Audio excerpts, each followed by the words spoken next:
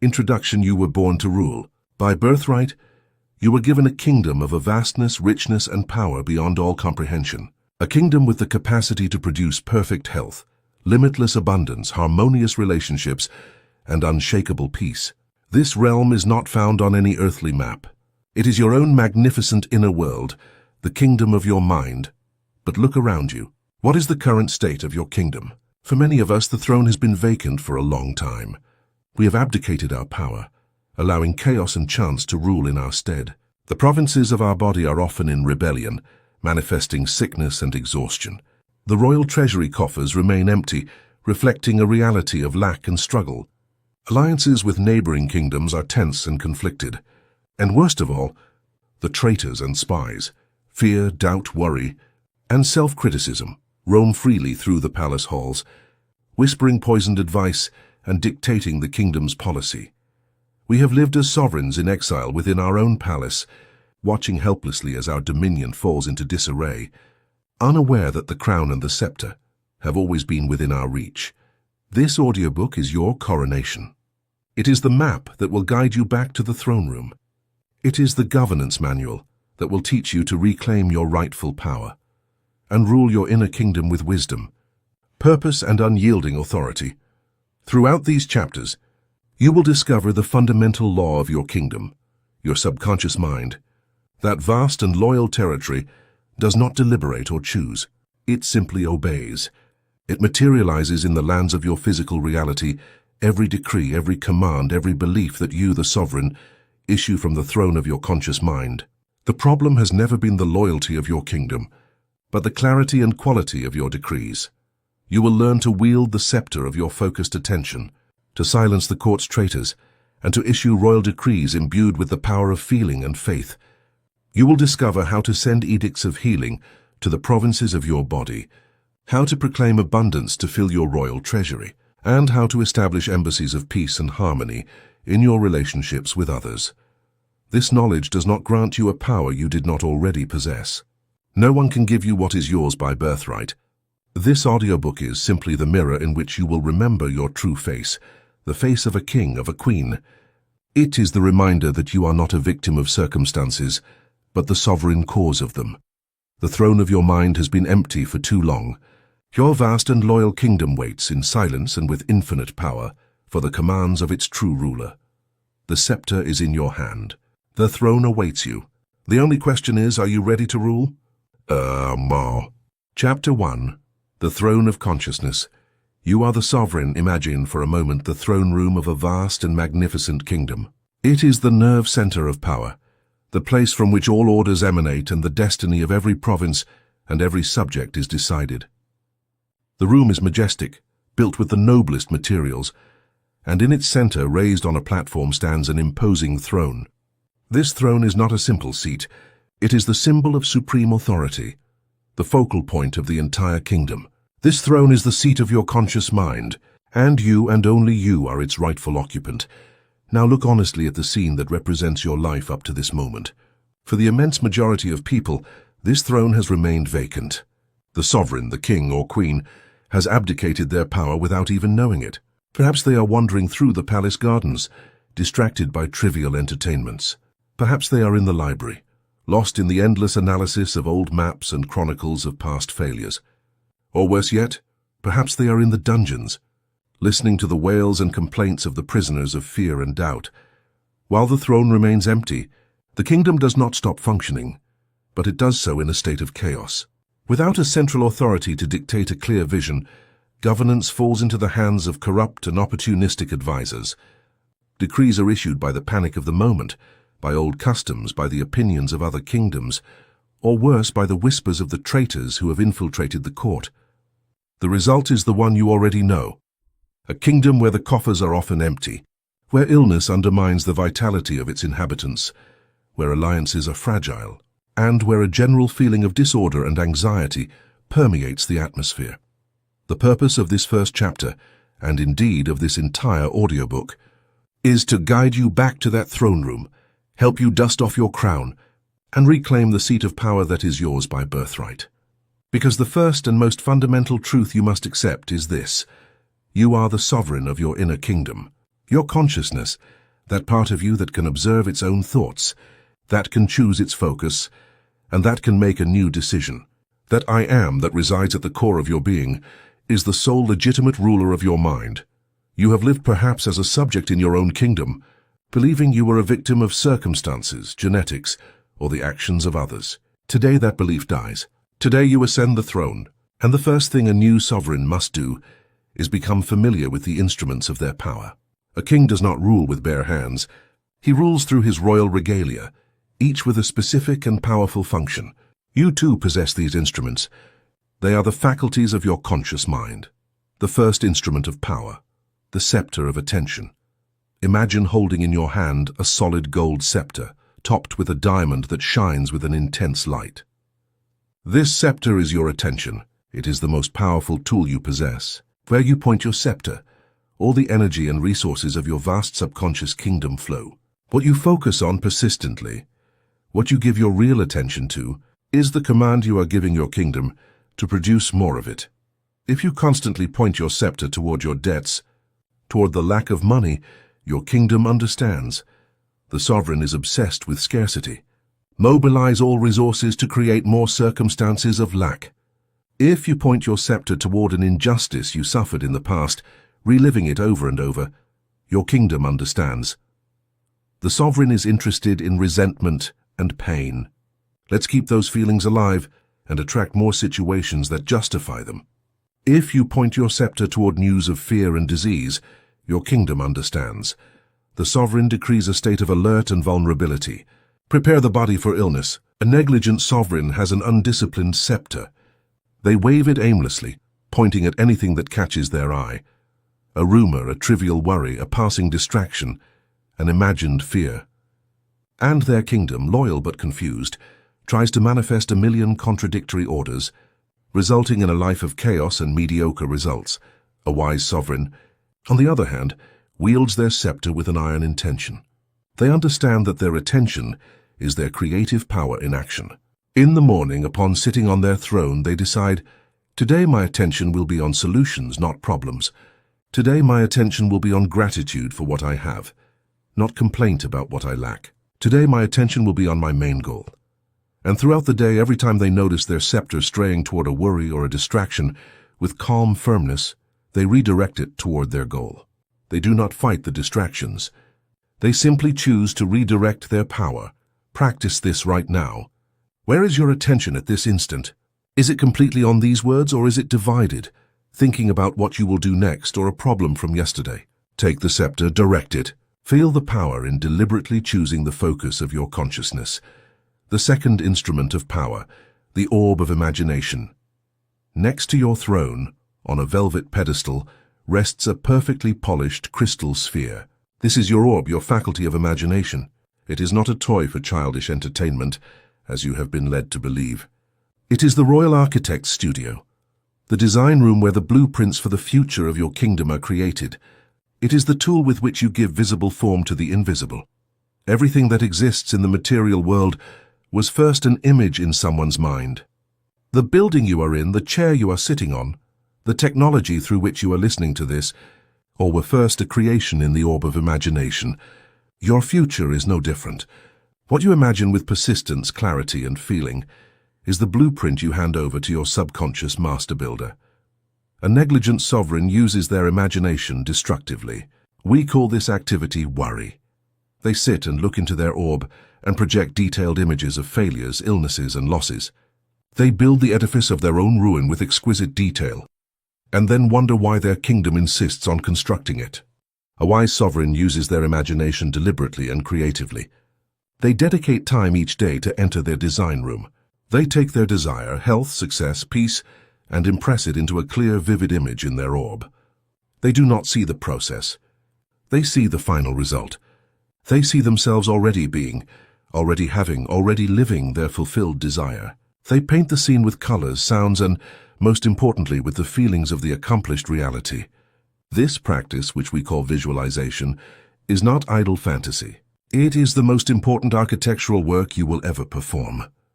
It is the act of giving your kingdom a clear vision of the victory toward which it must march.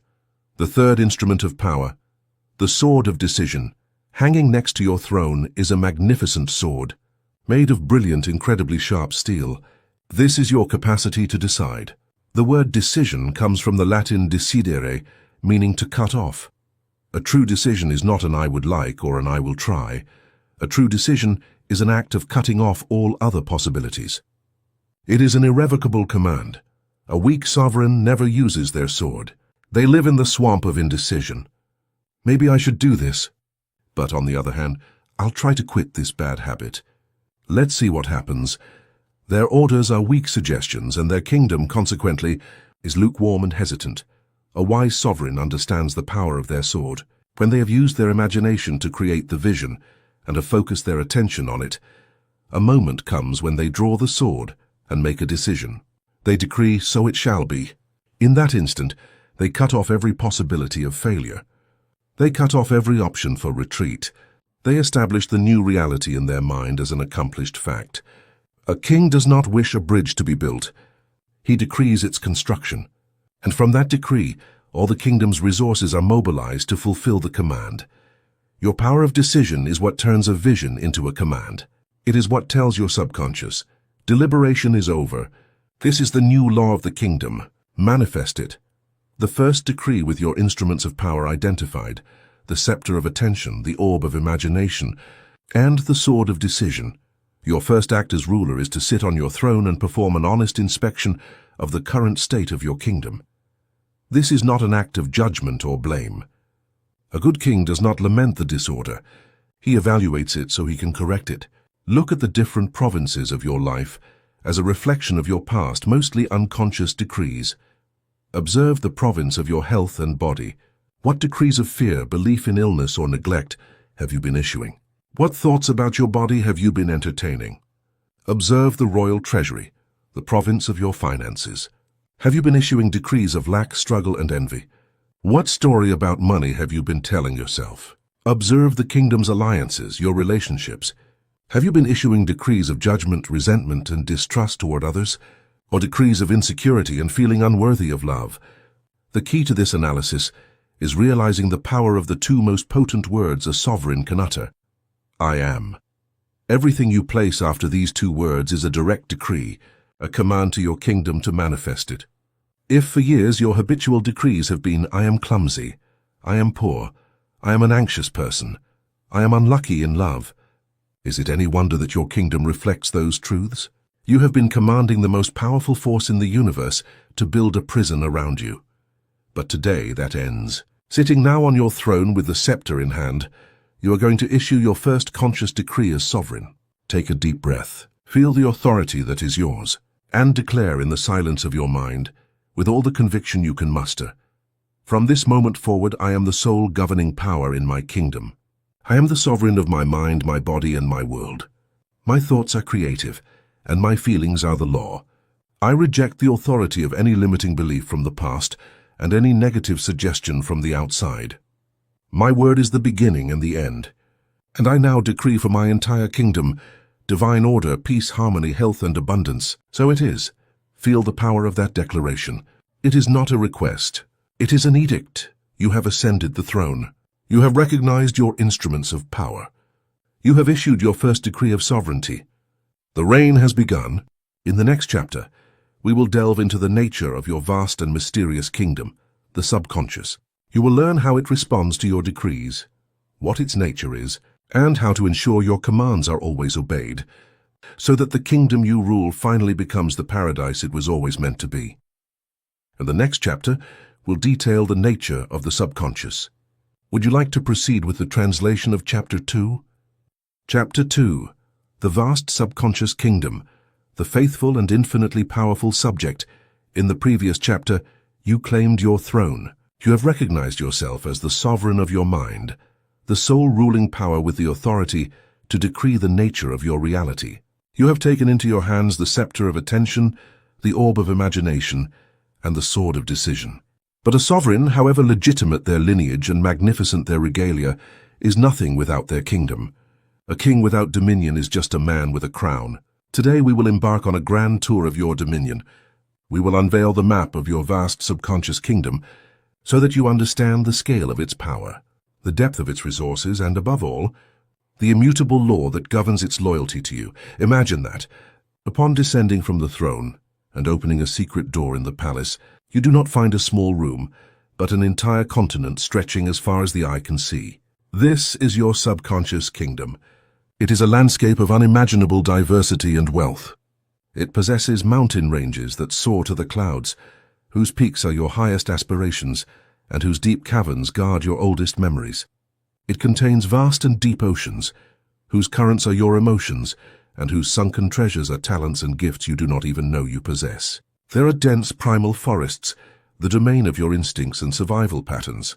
And most importantly, stretching before you is a plain of incredibly fertile earth, capable of growing anything you desire, from the most beautiful garden to the most tangled jungle. This kingdom is not empty. It is inhabited by a population of billions of incredibly efficient and hard-working subjects.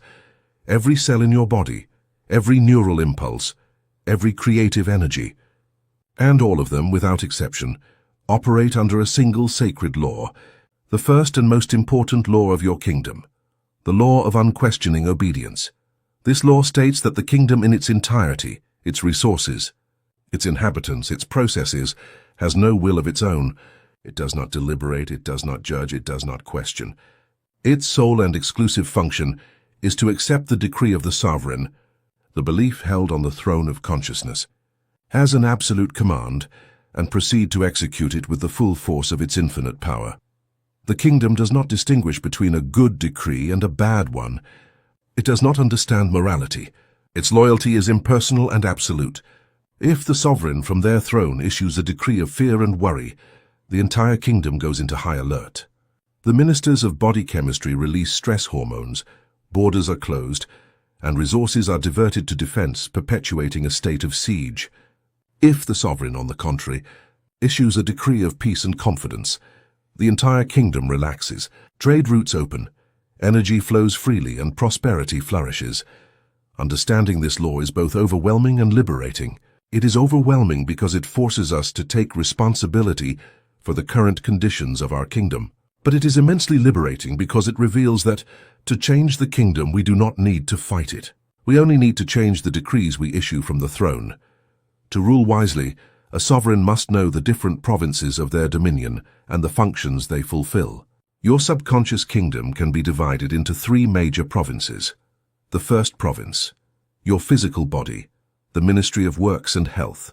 The most tangible province of your kingdom is your own body. Your subconscious mind is the absolute governor of this territory. It is the Ministry of Health, the Royal Corps of Engineers and the Guild of Physicians all rolled into one. Every second, it performs millions of tasks of a complexity that science is only beginning to grasp. It keeps your heart beating at a perfect rhythm, neither too fast nor too slow. It directs the incredibly complex process of digestion, knowing exactly which enzymes to release and when. It orchestrates the dance of hormones, the balance of body temperature, and the constant repair of tissues. When you get a cut, you don't have to consciously tell your body how to heal. Subconscious intelligence activates a cascade of processes: coagulation, immune response, cellular regeneration. Where does it get the instructions? It gets them from the royal blueprint, the template of perfection that resides in its intelligence. Your subconscious possesses the original perfect design of every organ, tissue, and cell in your body. Its inherent impulse is always toward health, always trying to make the physical form correspond to the perfection of the blueprint.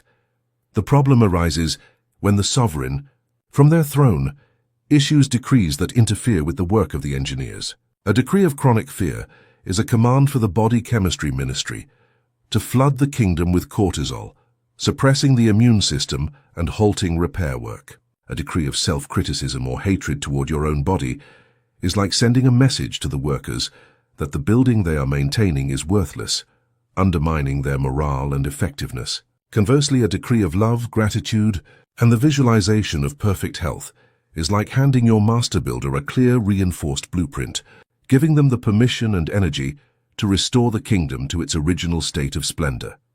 The second province, the royal archives, the seat of memory and habit. In the heart of your palace lies an infinite library, the royal archives. Here your subconscious mind acts as the chief archivist, recording with perfect fidelity every experience, every thought, every emotion you have had since the moment of your conception. Nothing is lost. The face of a stranger you saw on the street 10 years ago is there. The feeling of joy from your 5th birthday is there. The hurtful words said to you in school are there. This vast library is the source of much of your automatic life. Your habits, both good and bad, are nothing more than past decrees that have been practiced so many times that they now execute without the need for a conscious command. Learning to drive initially required the sovereign's full attention. But once learned, the decree was archived, and now you can drive while carrying on a conversation because the subconscious crew handles it. The same goes for your emotional reactions, your body posture, and your thought patterns. A wise sovereign learns to utilize these archives. They can ask their subconscious to retrieve forgotten memories or to help them master a new skill more quickly, creating a new habit file. But a negligent sovereign is ruled by their own dusty archives. They react to present situations based on decrees issued in childhood, on responses to past hurts that are no longer relevant. Part of our work as rulers is to review the archives, become aware of the old decrees that no longer serve us, and consciously issue new laws that override them. The third province, the ministry of emotion, the kingdom's atmosphere. Emotions are not things that happen to you. They are the climate generated in your kingdom in response to your decrees. Your subconscious mind is the ministry of emotion. It does not reason about happiness or sadness. It simply produces the chemistry and the bodily sensation that correspond to the thought the sovereign has chosen to focus on. If the sovereign issues a decree of gratitude, focusing their scepter of attention on all the good in their kingdom, the ministry of emotion receives the order and bathes the entire landscape in the warm sunshine of joy and peace. If the sovereign issues a decree of resentment, focusing their attention on a past offense, the ministry of emotion produces a storm of bitterness and rage. Emotions are the clearest indicator of the kind of decrees you are issuing. They are the kingdom's barometer. If you chronically feel negative emotions, it is a sign that the sovereign is focused on negative thoughts. You cannot feel good and think poorly at the same time. A wise ruler pays attention to their emotional climate, and when they notice a storm brewing, they do not blame the weather. They go to the throne room and examine the thoughts they have been entertaining. The fundamental nature of your subconscious subject to rule effectively. You must not only know your provinces, but also the fundamental nature of your great subject, the subconscious kingdom. First, has already stated, it is impersonal and immoral. It is a perfect mirror. It does not give you what you deserve in a moral sense. It gives you an exact replica of what you believe. If you secretly believe you do not deserve to be happy, it will find a way to sabotage your happiness to comply with your deepest decree. Second, its reasoning process is deductive, not inductive. This is crucial. The conscious mind, the sovereign, is inductive. It observes the facts of the outer world and forms a belief. The subconscious mind is deductive. It takes the belief given to it by the sovereign as an unquestionable major premise and proceeds to deduce all the logical consequences from it, organizing your life to conform to that premise. For example, if the sovereign, after a couple of failures, uses their inductive reasoning to form the belief, "I'm a failure," and issues that decree, the subconscious takes it as its major premise. From there it will deductively reason, the premise is I am a failure. A new opportunity arises. Conclusion. I must find a way to fail at this to be consistent with the sovereign's law. And it will proceed to generate the anxiety, procrastination, or wrong ideas that ensure failure. The subconscious always seeks coherence with your fundamental beliefs. Third, the subconscious often communicates through symbols and intuition. It will not always give you an answer in clear words. It will speak to you in the language of dreams, with metaphors and archetypes. It will give you a hunch, an intuition, a sudden urge to do something without a logical reason. Learning to rule well also involves learning to listen to and interpret these messages that rise from the depths of the kingdom. And fourth, your kingdom never sleeps. The sovereign may retire to their chambers, but the work in the kingdom continues ceaselessly. The circulation of blood, the repair of tissues, and most importantly, the processing of the decrees issued during the day. Therefore, the last decree you issue before sleeping is of monumental importance. It is the main directive you leave your kingdom for its night work. Now the picture of your power is complete. In chapter 1, you recognized yourself as the sovereign. Now in this chapter, you have contemplated the immensity and absolute power of your kingdom, and you have understood the fundamental law that unites you. Your belief is its command, the ideal relationship between you, the conscious sovereign, and your subconscious kingdom is a sacred pact. Your duty as sovereign is to assume responsibility for your power. It is to choose your thoughts with the same care with which a king chooses their advisors. It is to use your royal regalia, attention, imagination, and decision, to create a clear, benevolent, and empowering blueprint for your kingdom. It is to maintain unwavering faith in your vision, protecting the doors of your mind from the spies of doubt and fear. The duty of your kingdom, its sole and glorious function, is to take your blueprints, your decrees, your beliefs, and manifest them in your experience with a power and precision that will leave you astonished. You have met your power and you have met your dominion. Now you are ready for the next step, learning the exact language of royalty, the art of formulating a decree in such a way that your vast and loyal kingdom has no choice but to respond. As the sovereign commands, so it shall be. This chapter clearly defines the function and loyalty of the subconscious mind. Would you like to translate the next chapter, which will detail the precise language of the royal decrees? Chapter 3. The power of the royal decree, the language of mental command in the dawn of your reign. As you sit on the throne of your consciousness, you have arrived at a monumental understanding. Your subconscious kingdom, with all its infinite power, is an absolutely loyal subject. Its sole nature is to obey. Now we face the most important question for any ruler. If my kingdom is so powerful and so willing to obey, why have my past decrees often resulted in chaos, lack, and conflict? Why have my orders for happiness often yielded sadness? The answer, sovereign, does not lie in the loyalty of your subject, but in the language in which you have been issuing your orders. You have been trying to rule the vast, ancient, and emotional subconscious realm, using the cold, logical, and literal language of the conscious mind. It is like a king trying to direct his armies and builders by shouting complex mathematical equations. They hear the sound of your voice, but they do not understand the command. The failure in the manifestation of your desires has never been a failure of power. It has been a failure in communication. Your conscious mind, the sovereign on the throne, communicates with words and logic. It is analytical, sequential, and concerned with the how and the why. Your subconscious mind, the vast kingdom, is pre-verbal and pre-logical. Its language is that of symbols, images, and above all, feeling. It does not understand the grammar of your sentences. It understands the vibration of your heart. It does not respond to the eloquence of your request. It responds to the conviction of your faith. Therefore, the art of ruling your inner world and, by extension, your outer world, is the art of learning to translate your conscious desires into the one language your kingdom understands. This language is the royal decree, a command that is not merely issued with words, but is sealed with the unshakable power of feeling. In this chapter, you will learn the grammar and syntax of this sacred language. You will cease to be a king who murmurs confusing orders and become a sovereign whose decrees resonate with such clarity and authority that the entire kingdom mobilizes in unison to fulfill them. At the anatomy of a royal decree, the three jewels of the crown, an effective decree is not a simple positive affirmation. It is a precise mental construction, a jewel cut with three essential facets that, together, create an irresistible command for your subconscious. The first jewel, the clarity of the diamond, the definitive what. A decree must be absolutely clear and specific. Your kingdom cannot build from a blurred blueprint. I want to be happy is not a decree. It is a vague longing. Happiness is the result, not the objective.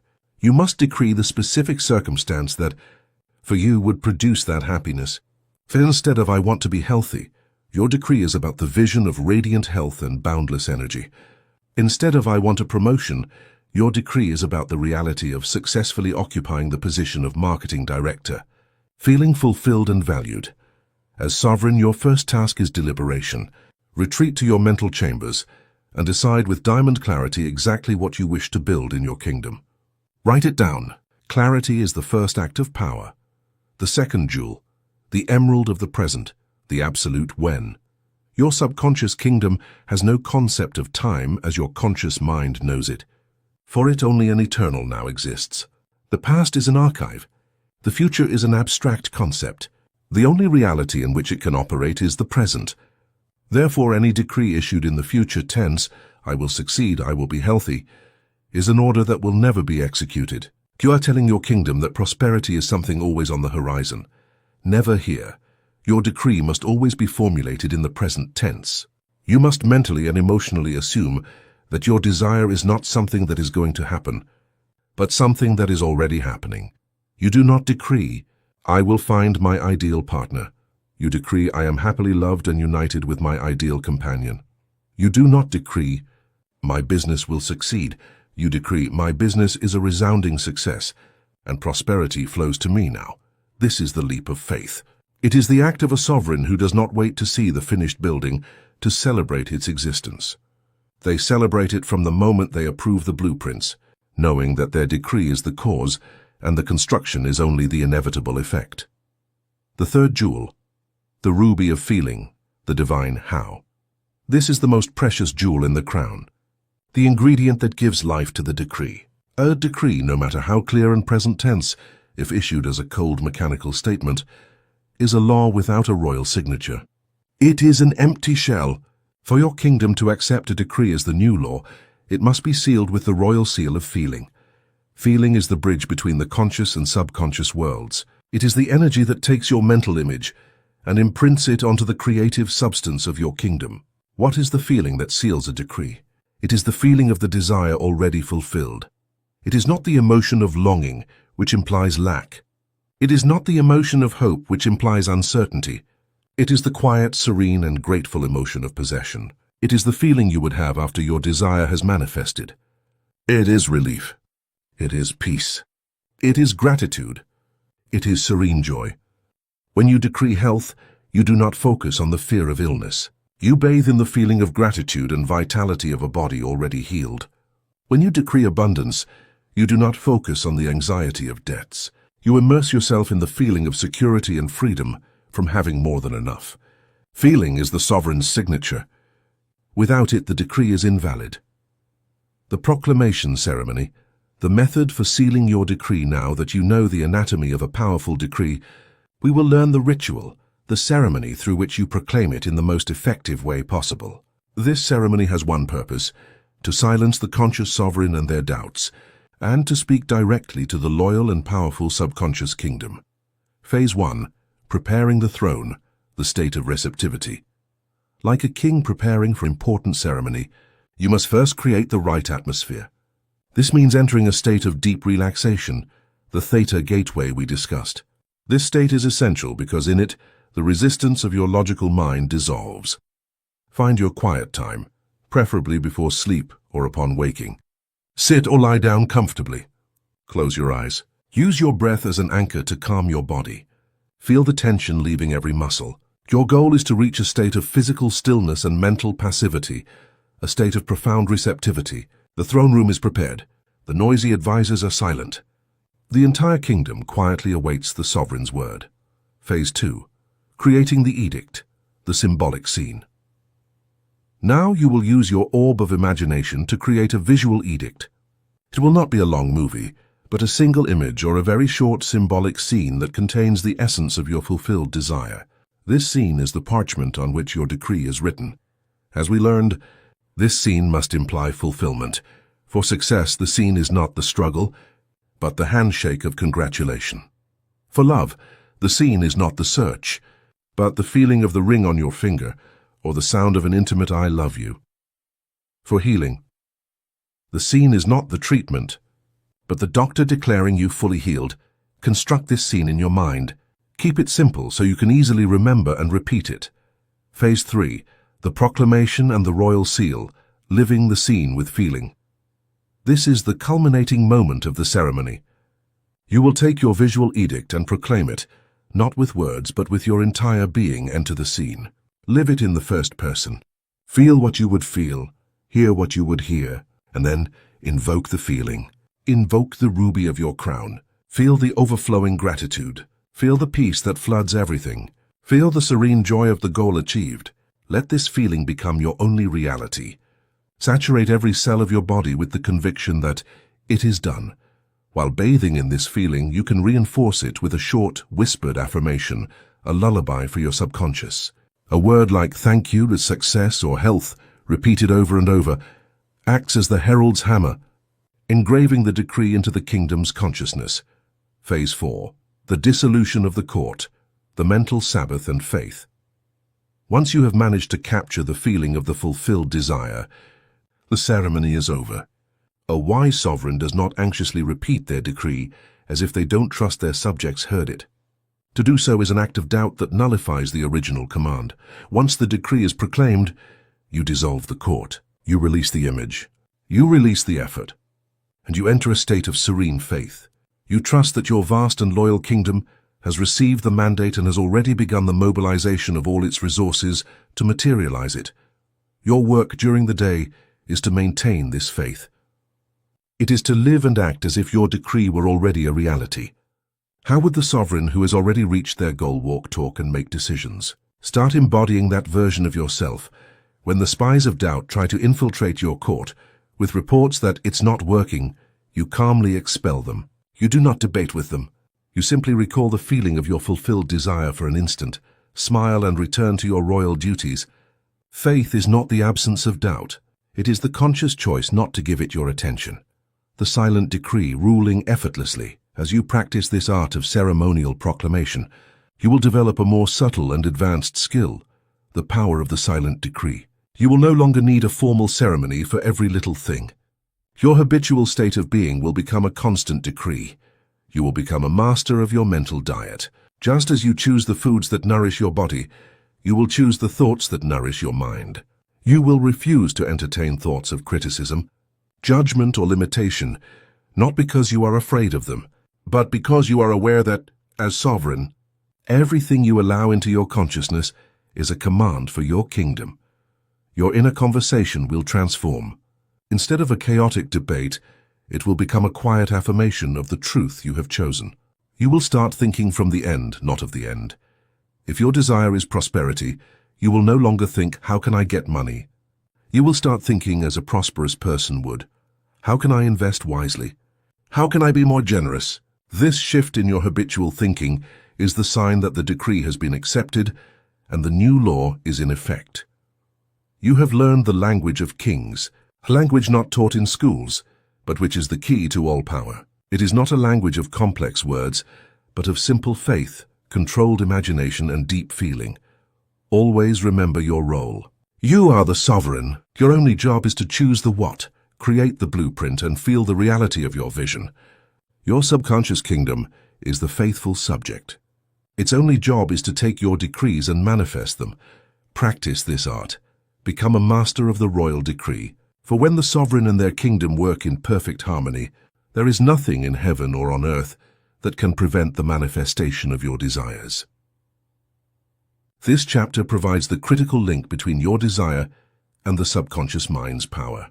Would you like to proceed with the translation of Chapter 4, which you listed next in your sequence? Chapter 4. The Traitors of the Court. How to defeat doubt and negative suggestion. Imagine your throne room again. You have ascended to your seat of power.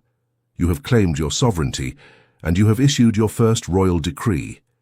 A clear, feeling-charged command about the new reality you wish to manifest. The instant you proclaim your decree, your entire vast subconscious kingdom sets to work to fulfill your order. But the sovereign's work does not end with the proclamation.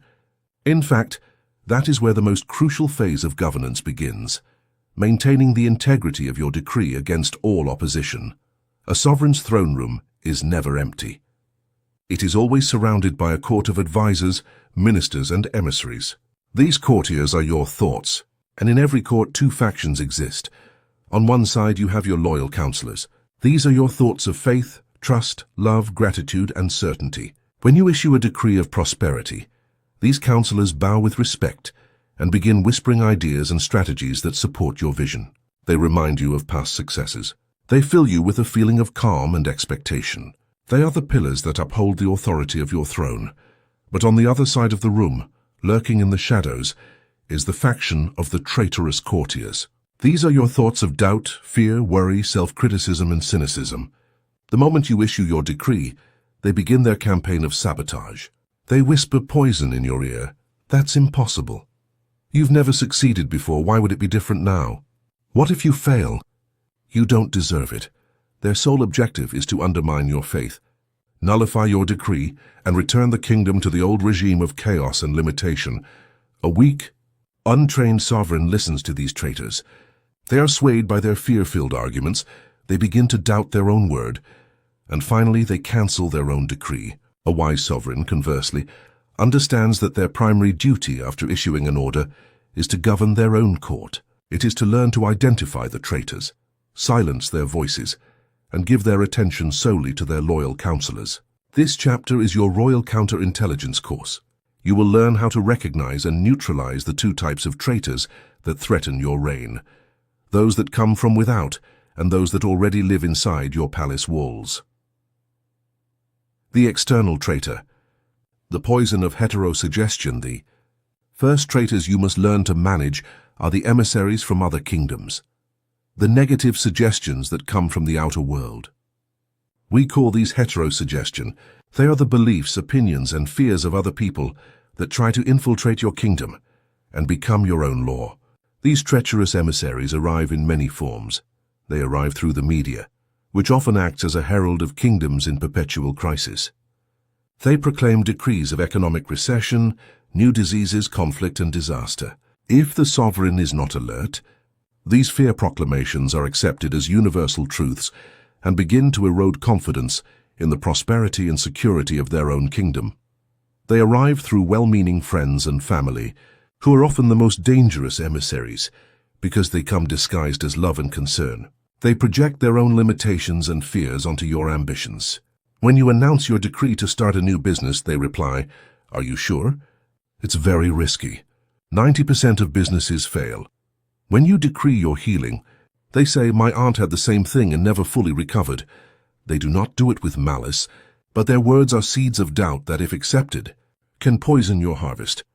They arrive through collective beliefs and statistics, which act as ancient laws from other realms that many accept without question.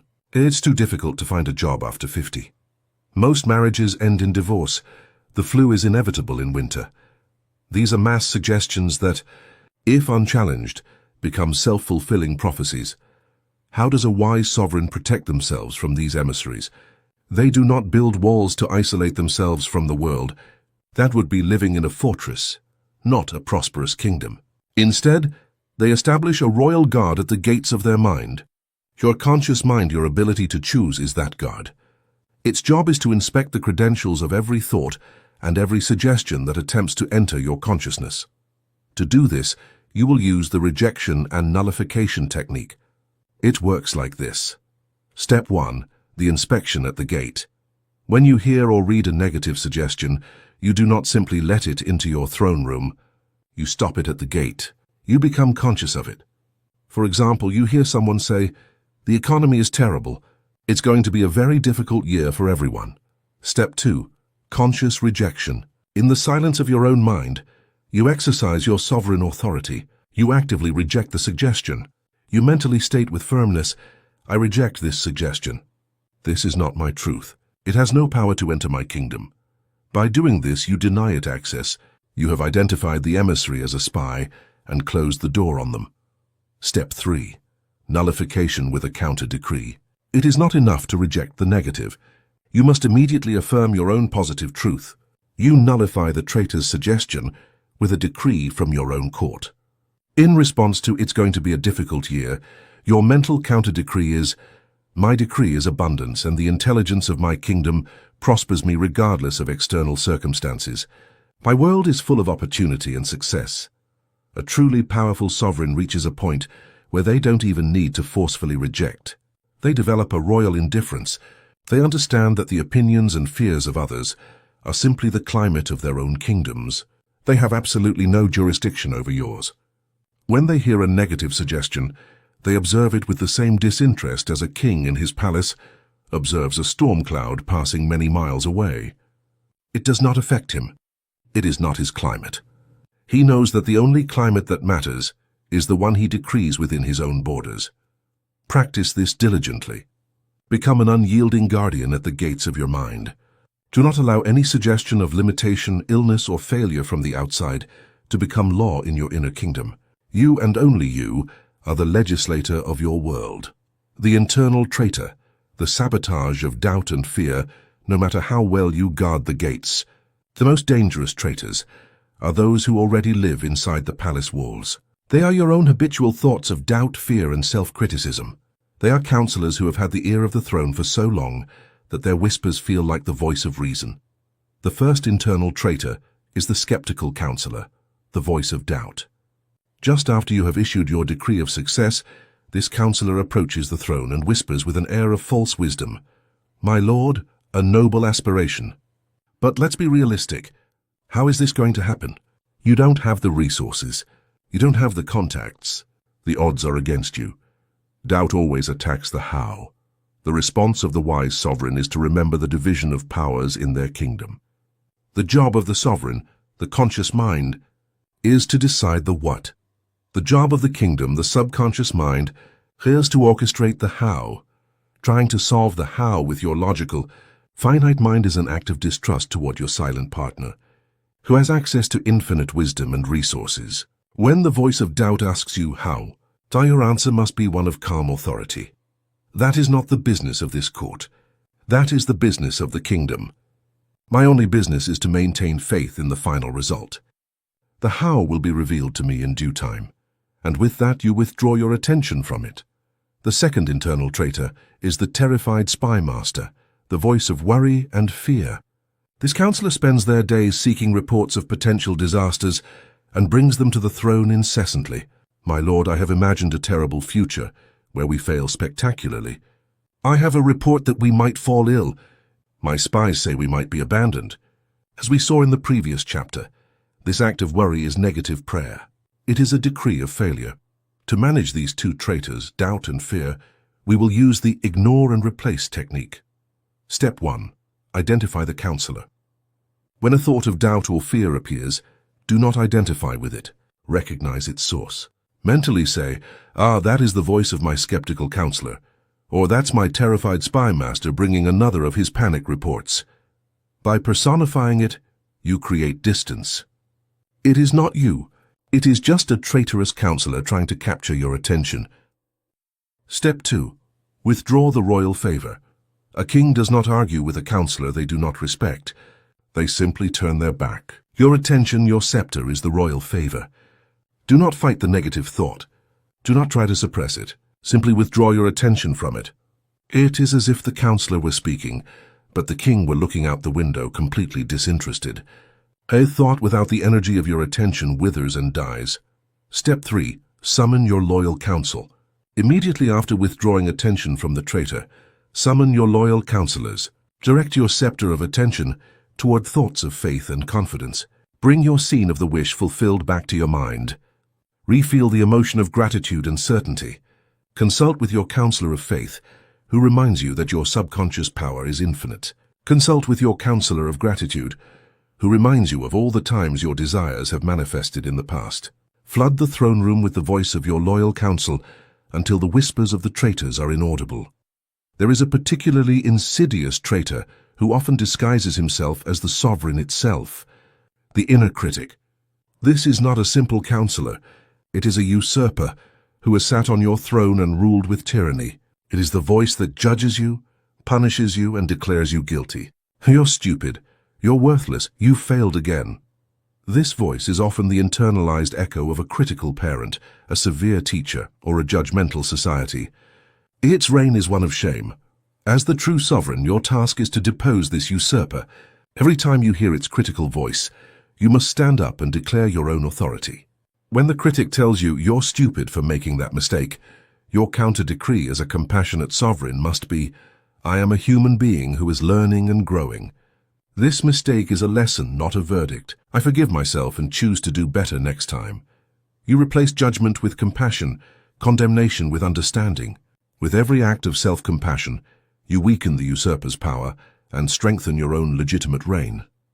By diligently practicing the defense of your kingdom against external and internal traitors, you will begin to develop what could be called the mantle of mental immunity. At first, the battle in the court will be noisy. The traitors accustomed to holding power will shout for your attention, but as you hold firm, time and again, consciously choosing to ignore them and focus your attention on your loyal counselors, they will start to lose hope. They will realize that their whispers no longer have any effect on the sovereign. Their voice will become weaker and weaker until it becomes an insignificant murmur in the background of the room. A day will come when your faith in your own decree and in the power of your kingdom will be so solid that negative suggestions, whether they come from outside or within, will bounce off your consciousness like arrows against a diamond armor. You will have developed an immunity to negativity. Your state of peace and confidence will no longer be something you have to fight for. It will be your natural state. That is the sign of a true master of the mind. A sovereign whose reign is so secure, whose conviction is so absolute, that the very idea of treason has become unthinkable in their court. Your throne is secure. Your decrees are law. And your kingdom, in response to your wise and firm governance, can do nothing else but flourish into a manifestation of peace, prosperity, and power. Chapter 5. The Health of the Kingdom. Decreeing vitality and perfection in your body agreed. The sovereign is on the throne, knows their kingdom, and has learned the language of command. Now we will direct our attention to the most precious and tangible province of our dominion, the physical body.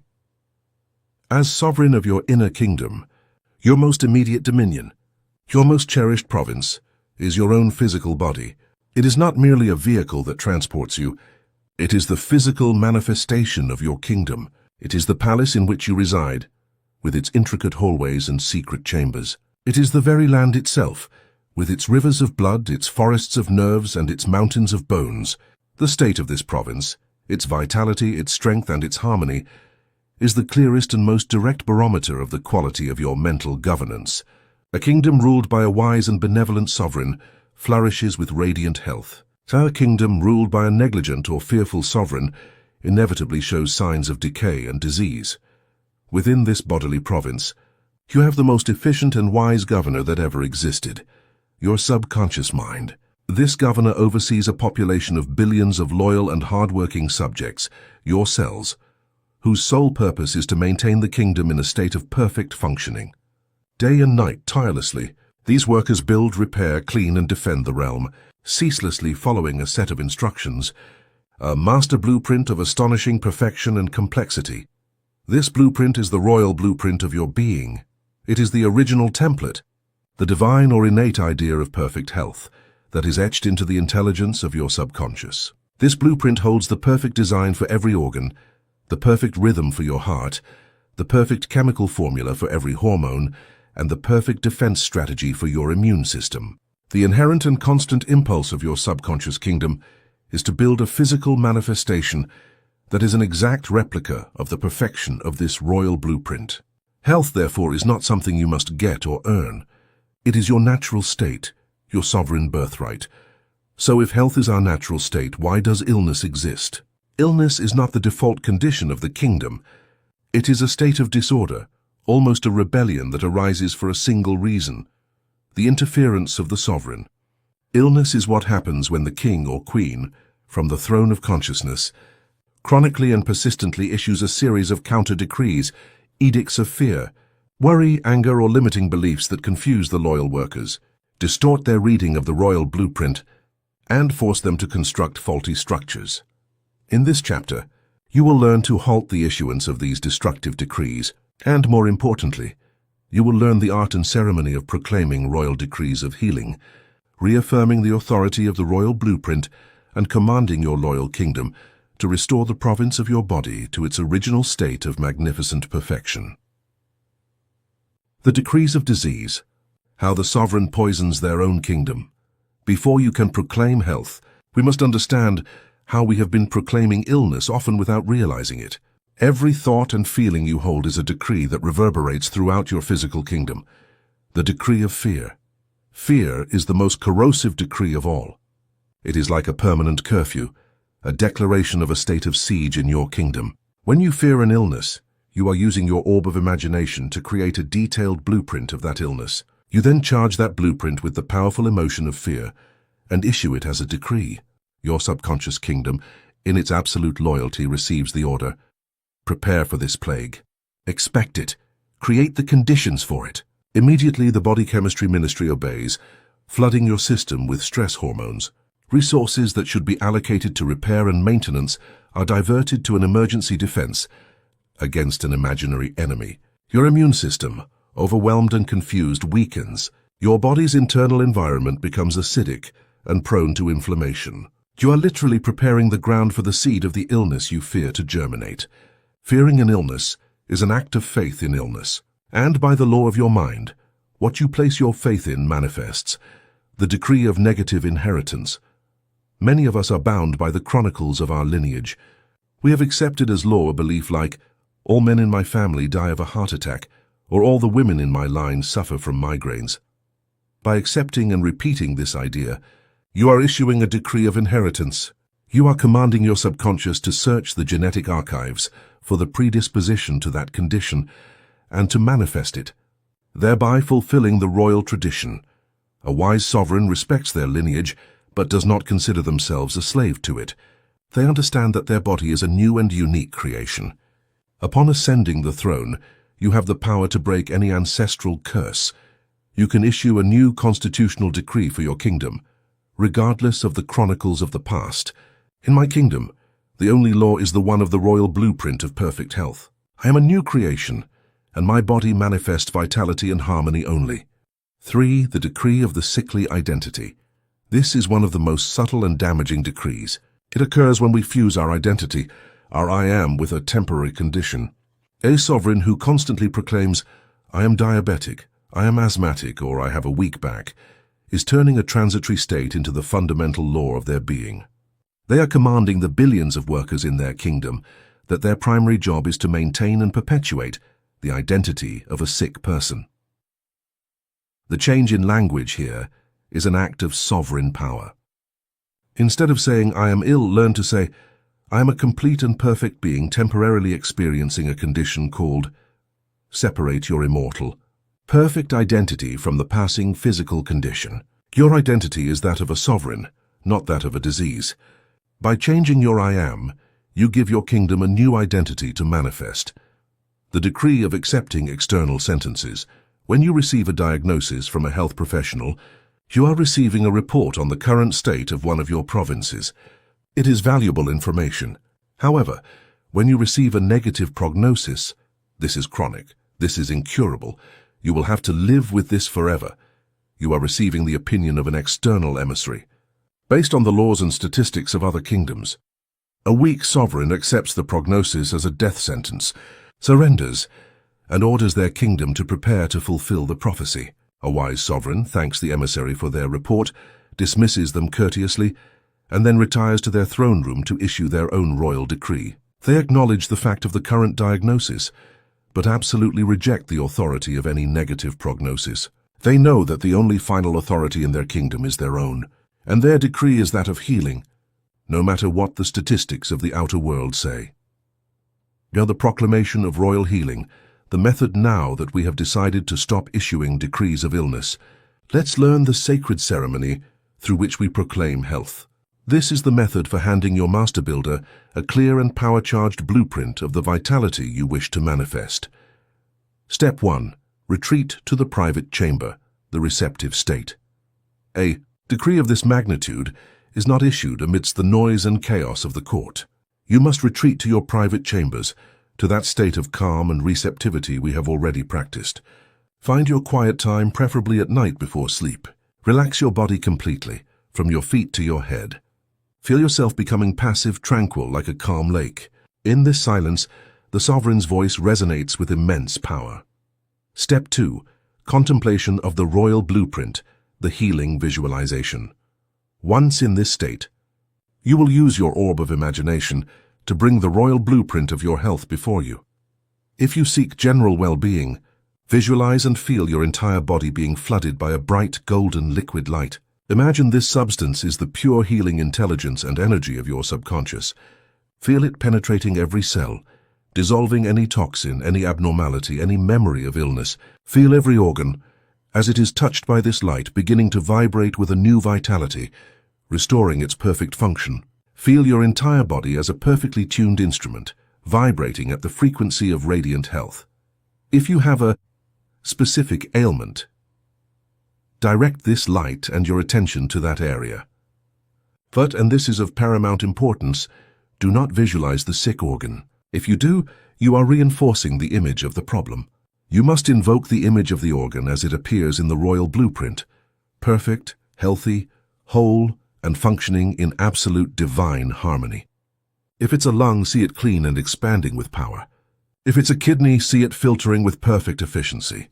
If it's a bone, see it strong and completely restored. Hold this image of perfection already achieved. Step 3. The decree of restoration, the power affirmation. While contemplating this image of perfection, and crucially feeling the emotion of already being healthy, you will proclaim your decree, not with force, but with the calm authority of a sovereign whose word is law. Use the lullaby technique, repeating a short, powerful phrase until it completely impregnates you. Choose one of these or create your own. By my sovereign decree and the law of my own being, the royal blueprint of perfection now manifests in every cell of my body. It is done. The infinite intelligence that created me is now healing me. Every atom of my being aligns with the divine pattern of perfect health. A very simple and effective one. Thank you for my complete and perfect healing, which manifests now. Gratitude is the seal of faith consummated. Repeat your decree softly. Let every word resonate in your body. Feel the billions of workers in your kingdom hear the voice of their sovereign and set to work with joy and precision to fulfill the new law. Step 4. The seal of sovereign trust, the mental Sabbath. Once you have managed to capture the feeling of health already restored, your ceremonial work is complete. You have delivered the blueprint and issued the decree. Now you must seal it with the seal of absolute trust and then rest. A sovereign does not run after their messengers to ask if they are going to carry out the order. They give the order and trust that it will be executed. In the same way, you must release your decree. Do not worry about it. Do not anxiously look for signs of improvement. Every time you do that, you are demonstrating a lack of faith, which amounts to sending a second decree of doubt that confuses the builder. During the day, if a symptom or a thought of fear appears, do not be alarmed. It is simply the echo of the old regime. Do not fight it. Simply greet it calmly and nullify it with your new truth. Mentally say, peace be with you, but the law of my kingdom is health, and the intelligence of my subconscious is fulfilling my command now. And then shift your focus. Governing a healthy kingdom, healing is not a one-time event. It is the result of consistent mental governance. Make health your state policy. Every day, like a benevolent sovereign, perform a royal visit to the provinces of your body. In a moment of calm, bring your attention to your heart and thank it for its tireless work. Send a thought of love to your lungs, your liver, your kidneys. Acknowledge and bless the loyal workers of your kingdom. This daily practice of gratitude and appreciation creates an internal environment of harmony that is the best preventative against any disorder. Your body is not your enemy. It is your most loyal and devoted subject. It has been doing the best it can with the often confused and fearful decrees it has been receiving. Today you have learned to be a clear, wise, and benevolent ruler. Ascend your throne every day. Unfurl the magnificent royal blueprint of perfect health that is your birthright, and issue with the calmness and certainty of your sovereign power the decree that restores every province of your being to its natural state of vitality, harmony, and perfection. In your kingdom, always remember your word is the law. Chapter 6. The Royal Treasury, decreeing infinite abundance and prosperity. Every sovereign knows that the vitality and power of their kingdom depend largely on the health of their royal treasury. A full treasury allows for the construction of great works, the well-being of subjects, and the expansion of borders. An empty treasury leads to decay, struggle, and vulnerability. In the kingdom of your life, your financial situation is the state of your royal treasury, and its condition, whether of fullness or scarcity, is a direct and unfailing reflection of the decrees you have been issuing from the throne of your consciousness. We have been raised in what we could call a peasant mentality regarding wealth. We have been taught that money is a scarce external resource that we must chase with great effort. We believe we must work the land from dawn till dusk, struggle against the elements, and hopefully, at the end of the harvest, we will have enough to survive. We live with our gaze fixed on the ground, focused on hard work and the possibility of drought, hoping that an external force will grant us prosperity. Today, as sovereign, you abandon that mentality forever. A sovereign does not work the land. They rule the kingdom. A sovereign does not chase wealth. They command it. They understand a fundamental truth. Wealth is not a physical substance found out there. It is an energy, a current, a state of consciousness that flows from the inside out. The gold in your royal treasury is not the cause of your wealth. It is the symbol, the effect, the manifestation of the consciousness of abundance you hold on your throne.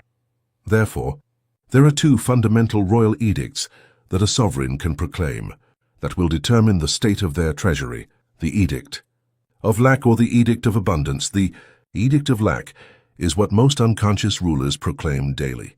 They do this by focusing their scepter of attention on debts, bills, and rising prices. They do it by using their orb of imagination to visualize scenarios of loss and ruin. They do it by constantly talking about how hard everything is and not having enough. Each of these acts is a decree that orders the treasurers of their kingdom: close the gates, restrict the flow, gather evidence of scarcity, and the kingdom in its loyalty obeys. The edict of abundance, on the other hand, is the proclamation of a conscious sovereign. This ruler focuses their attention on gratitude for the wealth they already possess, however small. They use their imagination to visualize well-being, security, and generosity. They speak the language of prosperity, opportunity, and success. This decree orders their treasurers: open all the floodgates. Allow the infinite current of the universe's abundance to flow freely through this kingdom. And the kingdom in its loyalty also obeys. Your job is not to go out into the world looking for gold.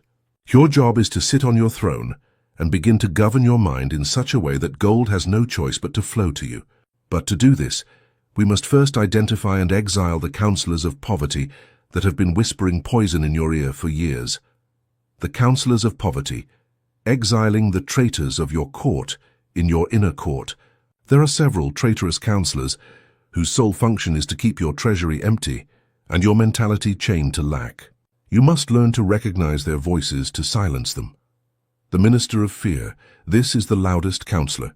He constantly brings you reports of possible financial disasters. He warns you about recessions, about losing your job, about unexpected expenses. His motto is, be careful, save out of fear, don't spend. His advice, though seemingly prudent, stems from panic. A sovereign who governs from fear creates a contracted kingdom. They hoard out of fear of loss, and that energy of fear repels the energy of abundance. Abundance is a current that must flow. Fear builds dams that stagnate it. When this minister speaks, recognize him and decree, in my kingdom I govern from faith and prudence, not from panic. I trust the infinite source of my provision. The monk of false sacrifice. This counselor is more subtle and dangerous. He wears a cloak of false spirituality and whispers to you that money is evil, that wealth is corrupt, and that there is an inherent nobility in poverty. Blessed are the poor, he says, misinterpreting ancient scriptures. This belief creates a devastating internal conflict. On one hand, your natural desire is to prosper and live well. On the other, you believe that to be a good person or spiritual, you must renounce wealth. As sovereign, you must issue an edict that clarifies this confusion once and for all. Money is a neutral tool. It is neither good nor bad. It is a symbol of the exchange of energy and value. With money, you can build a hospital or a weapons factory.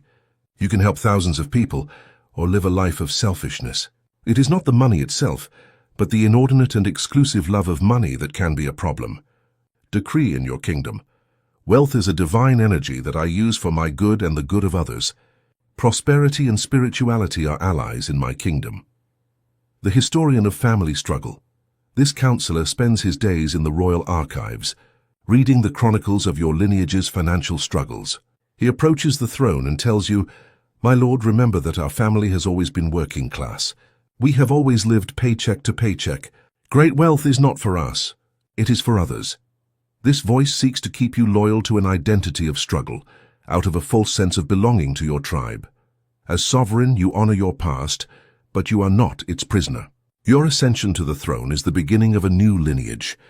Your decree must be, I'm grateful for the lessons of my ancestors, but today I begin a new tradition. In my reign, the law is abundance, ease, and success.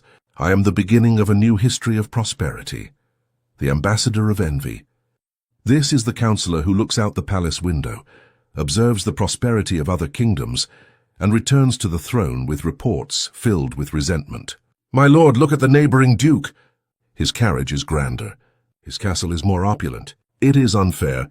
He surely acquired it dishonestly. Every time you listen to this ambassador, every time you feel a pang of envy or jealousy toward another person's success, you are issuing a powerful decree against your own prosperity. You are telling your kingdom, wealth in others offends me. I consider it bad and undesirable.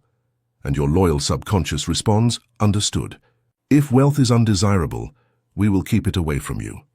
The antidote, as we have mentioned, is the royal decree of blessing. It is an act of governance of immense elegance and power. The moment the ambassador of envy starts to speak, you silence him. And from your throne you issue a silent blessing toward the person whose prosperity you observe. I celebrate you. I bless your success. I wish you even more abundance and happiness. By doing so, you transform the poison of envy into a tonic of alignment. You are telling your kingdom, wealth is good. I celebrate it wherever I see it. I am open to it and welcome it with joy. The proclamation of royal wealth. The method once you have exiled the counselors of poverty from your court. You are ready for the proclamation ceremony that will fill your treasury. Step 1. The decree of clear intention. Retire to your private chamber. Decide with absolute clarity what prosperity means to you right now. It's not just money. Is it the freedom from debt? Is it the security of a specific amount in savings? Is it the ability to be generous with your family? Define your what and your why. The why is the feeling you seek: freedom, security, peace, joy. Step 2. The blueprint of the full treasury. Use your orb of imagination to construct your scene of the wish fulfilled. Remember, the scene must imply that the goal is already a reality. If you desire financial freedom, the scene could be you symbolically tearing up your last credit card bill, feeling immense lightness and euphoria. If you desire a specific income, the scene could be you looking at a bank statement with that figure and feeling a deep, tranquil sense of security, not manic excitement, but an all-encompassing peace. If you desire the ability to be generous, visualize yourself making a significant donation to a cause you love, or buying an incredible gift for a loved one, and feel the expansive joy of giving from abundance, not from sacrifice. Step 3. The seal of abundance, the feeling. This is the royal seal. Before sleep, enter your state of deep relaxation. Bring your scene to mind, and now invoke the feeling. How does it truly feel to be financially free and secure? It is not a feeling of arrogance or power over others. It is a feeling of ease. It is a deep relaxation in your solar plexus. It is the absence of constriction and anxiety. It is an expansive feeling that all is well, I have always had enough and I will always have more than enough. Feel the gratitude for this infinite provision. Immerse yourself in this calm, secure feeling of abundance. Step 4. The prosperity lullaby. While bathing in this feeling, start repeating your short affirmation. A single word, repeated like a mantra, can be incredibly powerful. Try the word wealth. Don't think about its definition. Feel it. Feel what that word means to you. Or the word abundance or success, or a short phrase like thank you for the wealth flowing into my life. Repeat your lullaby gently, feeling its truth, until you drift off to sleep. Having delivered your prosperity decree to the night crew of your kingdom, governing a prosperous kingdom, after the nightly ceremony, your daytime job is to govern like a sovereign who is already prosperous. This does not mean spending money you do not have. It means changing your mental attitude. When you pay a bill, do not do it with resentment. Bless the check or the payment. Say as thank you for this money to pay this account. I give with joy and I receive multiplied. By doing so, you transform an act of lack into an act of abundance. When you see money, whether it's a coin on the ground or a large sum, bless it. Recognize it as a symbol of the abundance current flowing through the universe. Practice generosity, however small. Tipping fairly, donating $1 to a cause, sharing what you have, are powerful decrees that tell your kingdom, I have more than enough. I'm a channel for abundance, not a dead end. Stop looking at the state of your treasury to dictate your decrees. That is the way of a weak king who reacts to circumstances. Instead, issue your decrees to dictate the state of your treasury. That is the way of a powerful sovereign who creates circumstances. Proclaim abundance from the throne of your mind. Feel it in every fiber of your being as your sole and true reality. Keep your court free of traitors and your attention fixed on the vision of prosperity. And then, observe with serene faith as your vast and loyal kingdom reorganizes the entire world if necessary to fill your coffers to overflowing. For in your kingdom, sovereign, prosperity is not chased, it is commanded. Chapter 7. The Kingdom's Alliances. Creating harmony in your relationships. Wise sovereign knows that the strength and prosperity of their kingdom depend not only on its internal wealth or the health of its provinces. They depend, to a large extent, on the quality of its alliances with neighboring kingdoms. Your relationships with other people, your partner, family, friends, colleagues, are the alliances of your kingdom. They can be a source of support, thriving commerce and mutual defense, or they can be a constant source of conflict, exhaustion, and border warfare. As the ruler of your world, your skill in diplomacy is one of your most important faculties. However, most of us have been trained in a primitive and failed form of diplomacy. When an alliance is strained or a neighboring kingdom turns hostile, our instinct is to try and change the other sovereign. We send emissaries with complaints, demands, and criticisms. We try to impose our laws on their territory through discussion, manipulation, or force. And what is the inevitable result of this strategy? Resistance, resentment, and an escalation of conflict. We have been fighting external wars without realizing that the true cause of the conflict and the only seat of peace reside within our own palace. Today, you will learn the fundamental law of mental diplomacy, a principle so profound that, once you grasp it, it will transform every one of your interactions. The law is this: every person in your life is a royal mirror that reflects with perfect fidelity the state of your own consciousness. People do not react to who you really are. They react to the decree you have issued about yourself. They do not treat you according to their character, but according to the command your subconscious emits about how you are to be treated. Imagine you walk into a great hall of mirrors. Every person you meet is one of those mirrors. If you enter the room frowning, you will see hundreds of reflections of an angry face looking back at you. You could spend your whole life shouting at every mirror, trying to force it to smile, but it would be a useless and exhausting effort. The only way to change the reflections is to change the face you present. The moment you smile, all the mirrors in unison and instantly return a smile.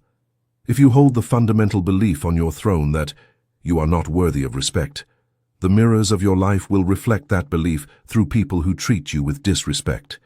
If your inner decree is people always abandon me, the mirrors will show you relationships that end in abandonment. If your law is no one can be trusted, the mirrors will present you with betrayals. Not because the world is against you, but because your subconscious kingdom, your faithful subject, is projecting your decree onto the canvas of the world. And people at a subconscious level respond to that projection. Therefore, the art of royal diplomacy is not the art of changing others. It is the art of changing the concept you have of yourself and of others in your own mind. By changing the internal cause, the external effect must, by law, change as well. The diplomacy of decree healing broken alliances. Let's apply this principle to the most difficult relationships in your kingdom, those broken or strained alliances that rob you of peace. It could be resentment toward a family member, a hurt from an ex-partner, or a conflict with a colleague. Your first instinct as an untrained sovereign is to wage a mental war. In the privacy of your court, you condemn the other person. You replay the scene of the offense over and over. You hold imaginary trials and conversations full of anger. Every one of those thoughts is a decree of war. You are instructing your kingdom to remain in a state of hostility, and you are planting the seeds of the poison of resentment in your own soil, a poison that only harms you. A wise sovereign knows that a state of war, even a mental one, drains the kingdom's resources and makes it vulnerable. Therefore, their first priority is to declare peace. Here is the method for mental reconciliation, a form of subconscious diplomacy that can produce seemingly miraculous results. Step 1. The unilateral armistice. As sovereign, you have the power to stop the war at any time, without needing the other's consent. On the throne of your mind, you declare a ceasefire. You make a conscious decision to stop fighting the battle in your imagination. You stop repeating the story of the offense. You stop condemning the other. This does not mean you condone what they did. You simply decide that you will no longer allow that old battle to occupy the valuable space of your royal court. Step 2. The peaceful embassy ceremony. Now, you are going to send a new ambassador to that other kingdom, but this time it will be an ambassador of peace, and you will do it all within your own mind. At night, in your receptive, drowsy state, retreat to your private chamber. Relax your body and mind. Now bring the person you wish to harmonize your relationship with into your imagination. Do not bring the version of them that hurt you. Invite their higher self, their ideal self. Instead of confronting them, you are going to do something radically different. You are going to bless them. From your throne, as an act of sovereign power, issue a decree of good for them. Look at them in your mind's eye and silently tell them, I release you. I wish you peace, health, happiness, and all the abundance of the universe. You may resist this at first, but persevere. By wishing them well, you are uprooting the seed of resentment from your own heart. You are cleaning your own kingdom. Step 3. The treaty review. Now you are going to rewrite the history. Instead of the conflict scene, create a new scene that implies the reconciliation has already happened. Imagine you run into that person and, to your surprise, they smile with genuine warmth and say exactly what you long to hear. I'm sorry, I understand you. Or perhaps the scene is simply a handshake, a hug, and a shared feeling of peace and release. Feel the reality of that scene. Feel the relief in your chest. Feel the tension that has existed between you for so long dissolving. Bathe in the feeling of restored harmony. Step 4. The seal of royal forgiveness. Forgiveness for a sovereign is not an act of weakness. It is the act of supreme power to reclaim the peace of one's own kingdom. To forgive is not to forget. It is to refuse to allow the wound of the past to continue poisoning the present. By performing this mental ceremony, you are not forgiving the other person for their sake. You are doing it for yours. You are proclaiming an edict of amnesty in your own mind, freeing the prisoner of resentment, and in doing so, you discover that the prisoner was you. Practice this ceremony every night with faith and persistence.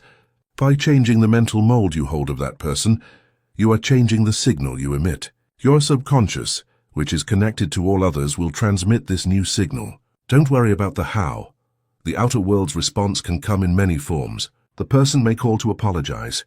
Your next encounter may be inexplicably peaceful, for the person may disappear from your life forever, and with them all the associated pain. You have decreed harmony, and the law of your mind will manifest it. Forging new alliances, the decree for the ideal companion, the same power you use to heal the old, you can use to create the new.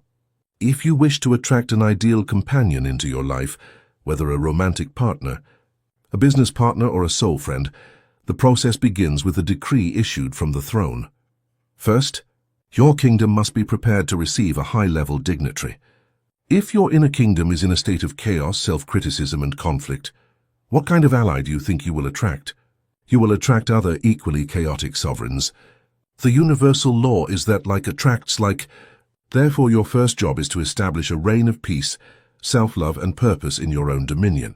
Become the person you wish to attract. If you seek someone loyal and honest, be the embodiment of loyalty and honesty. If you seek someone joyful and positive, cultivate joy and positivity in your own court. You have to build a kingdom so prosperous, peaceful, and beautiful that an ideal companion is naturally drawn to visit and stay. Once you are working on your own kingdom, you can issue the decree of attraction, draft the royal treaty, define the qualities. Sit down and write, not a list of physical attributes, but a letter of alliance detailing the character qualities you seek in your companion. Loyalty, integrity, sense of humor, intelligence, kindness, ambition, spirituality. Be clear about the essence of the soul you wish to unite with. Create the welcome ceremony, the visualization. In your nightly receptive state, create your scene of the wish fulfilled. Again, do not visualize a specific face. Focus on the symbol and the feeling. A powerful scene for a romantic alliance is to visualize your left hand and feel the presence of a wedding ring on your ring finger.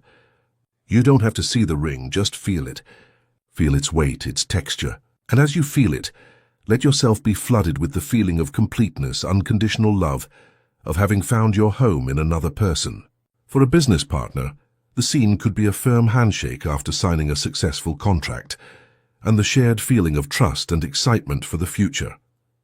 Feel the reality of this union. Feel the gratitude for this perfect alliance as if it were already a fact in your life. Proclaim the alliance lullaby. While holding this feeling, repeat a simple affirmation. Thank you for my perfect companion, who is insert 2 to 3 key qualities, and with whom I share a life of joy and harmony. Feel the truth of these words.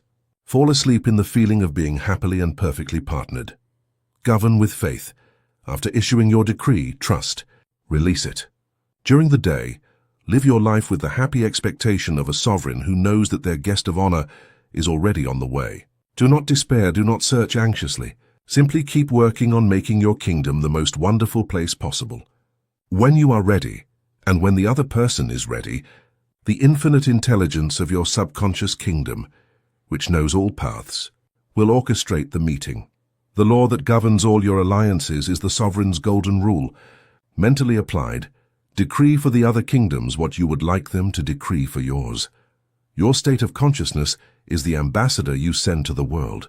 If you send an ambassador of criticism and judgment, you will meet other critical and judgmental sovereigns. If you send an ambassador of fear and distrust, you will meet traitors and enemies. But if you send from your throne an ambassador of love, goodwill, and peace, you will discover with amazement that the world is full of other benevolent sovereigns, ready to forge peaceful and prosperous alliances with you.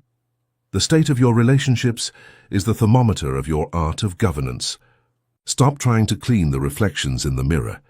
Return to your throne. Rule your own kingdom with love, forgiveness, and harmony, and watch as the mirrors of the world return to you with perfect fidelity, the majesty and peace that you have so diligently established in your own heart. Chapter 8. Expanding the Borders. Decreeing success and achievement. A healthy, prosperous, and peaceful kingdom is a magnificent achievement, but the nature of life, the nature of consciousness itself, is not stagnation, but expansion. A healthy garden is not content to merely survive. It seeks to grow, flourish, and yield more fruit. A wise sovereign does not settle for maintaining the current state of their kingdom. They constantly seek to express more fullness, more creativity, and more good in their dominion. This ambition is not born of greed or ego, but from the divine, a natural urge of life to express itself in increasingly greater and more marvelous ways. Your goals, your dreams, your deepest ambitions are not whims of your ego. They are the whispers of your unfulfilled potential. They are invitations from the universe for you to expand the borders of your kingdom, to bring the order, beauty, and prosperity of your consciousness into new territories of experience. Success, therefore, is not the accumulation of titles or wealth as we have been taught. True success, in the language of the mind, is the progressive realization of a worthy ideal. It is the process of turning an inner vision into an outer reality. It is the ultimate proof of a sovereign's art of governance. In this chapter, you will learn to be a master strategist. You will learn to plan your expansion campaigns, the achievement of your goals, not as an uncertain battle against a hostile world, but as an ordered, guaranteed procession, directed from the calm and certainty of your inner throne. You will stop trying to achieve your goals and start decreeing your victories. The sovereign strategy: decree, don't strive. The first mistake an untrained sovereign makes is focusing their mind on the struggle. They see their goal as a distant, heavily fortified province, and their mind fills with thoughts about the armies they must raise, the battles they must fight, and the obstacles they must overcome. We call this activity striving or trying, but the word try is a decree of doubt. It implies the possibility of failure. And your loyal subconscious kingdom, upon receiving such an ambiguous order, will manifest an ambiguous experience, a struggle with an uncertain outcome. A wise sovereign never tries. A sovereign decrees. They do not focus on the battle, they focus on the victory parade. They fix their attention, their imagination, and their feeling exclusively on the final result, on the goal already achieved. They know that once the decree of victory has been issued and sealed with faith, their subconscious kingdom, the most brilliant general that exists, will take care of all the strategy and logistics. The infinite intelligence of your subconscious will build what is known as a bridge of incidents. This is a series of events, encounters, ideas, and opportunities, often disguised as coincidences, that will naturally and sometimes miraculously lead you from where you are to where you have decreed you will be. Your job is not to understand or plan every step of the bridge. Your job is to maintain the vision of the other side of the river and have the faith to take the next step that lights up before you. To put this into practice, every goal you wish to achieve must be treated as a royal campaign with a clear plan and executed from the throne. The Royal Campaign Plan. The method for achievement. Step 1. Choose the province to annex. Define your goal with sovereign clarity. As always, clarity is the first act of power. You cannot conquer vague territory. You must define your goal with absolute precision. Do not say, "I want to write a book." Decree, "I am the successful author of a novel titled Title, which has been published by publisher's name or type of publisher and is inspiring thousands of readers." Do not say, "I want to start a business." Decree, "I successfully run my own company in your sector, which generates a positive impact and monthly revenue of specific figure." Write down your goal. Make it so clear and detailed that it leaves no room for ambiguity. You have chosen the new territory that will become part of your kingdom. Step 2. Explore the conquered territory. Visualize the final result. Now you will transport yourself in your imagination, not to the battlefield, but to the victory celebration in the capital of your new province. You must create your scene of the wish fulfilled, the moment that implies the campaign has been a total success. If your goal is to publish a book, the scene could be you holding the first physical copy in your hands. Feel the weight of the book, the texture of the cover, the smell of the paper and ink. Read your name on the cover. Feel the surge of pride and accomplishment. If your goal is to obtain a university degree, the scene could be you, dressed in your gown and cap, receiving the diploma on stage. Hear the sound of applause. Feel the parchment in your hand. See your family in the audience, smiling with pride. If your goal is to run a marathon, the scene could be the moment just after you cross the finish line. Feel the medal being placed around your neck. Hear the crowd cheering.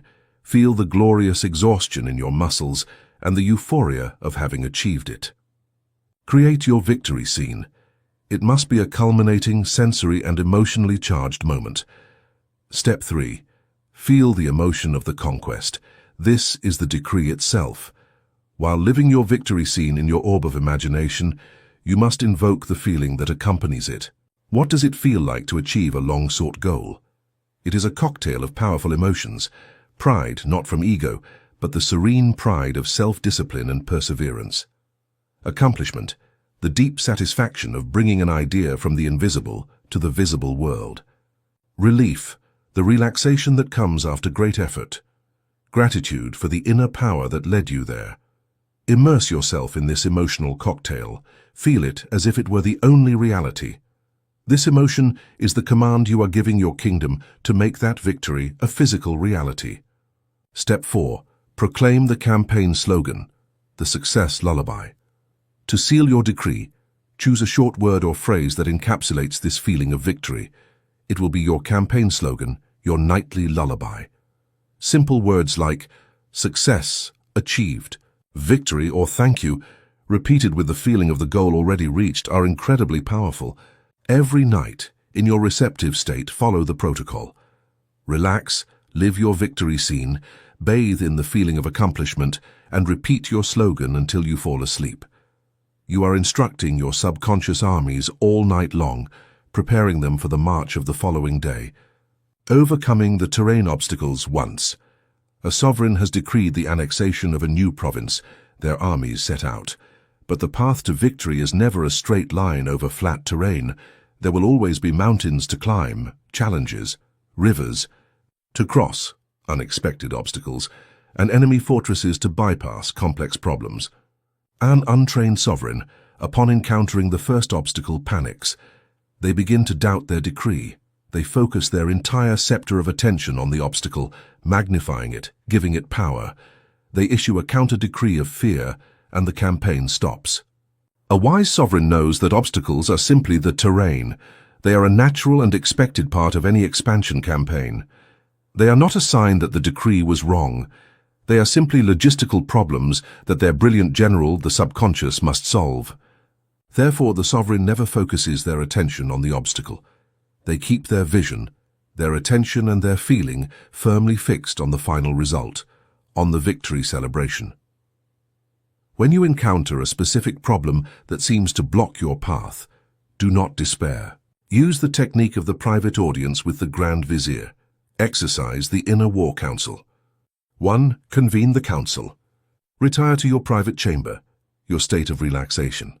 You have decreed your goal, but a specific obstacle has arisen. For example, I have decreed the success of my company, but the obstacle is that I don't know how to design an effective marketing strategy. Friars, present the problem to the Grand Vizier. In your mind, summon your silent partner, the infinite wisdom of your subconscious. You can visualize it as a wise ancient counselor, your Grand Vizier. With total calm, state the problem clearly and concisely, not as a complaint but as a field report. Delegate the task with authority. Now, as sovereign, you delegate the resolution of the problem.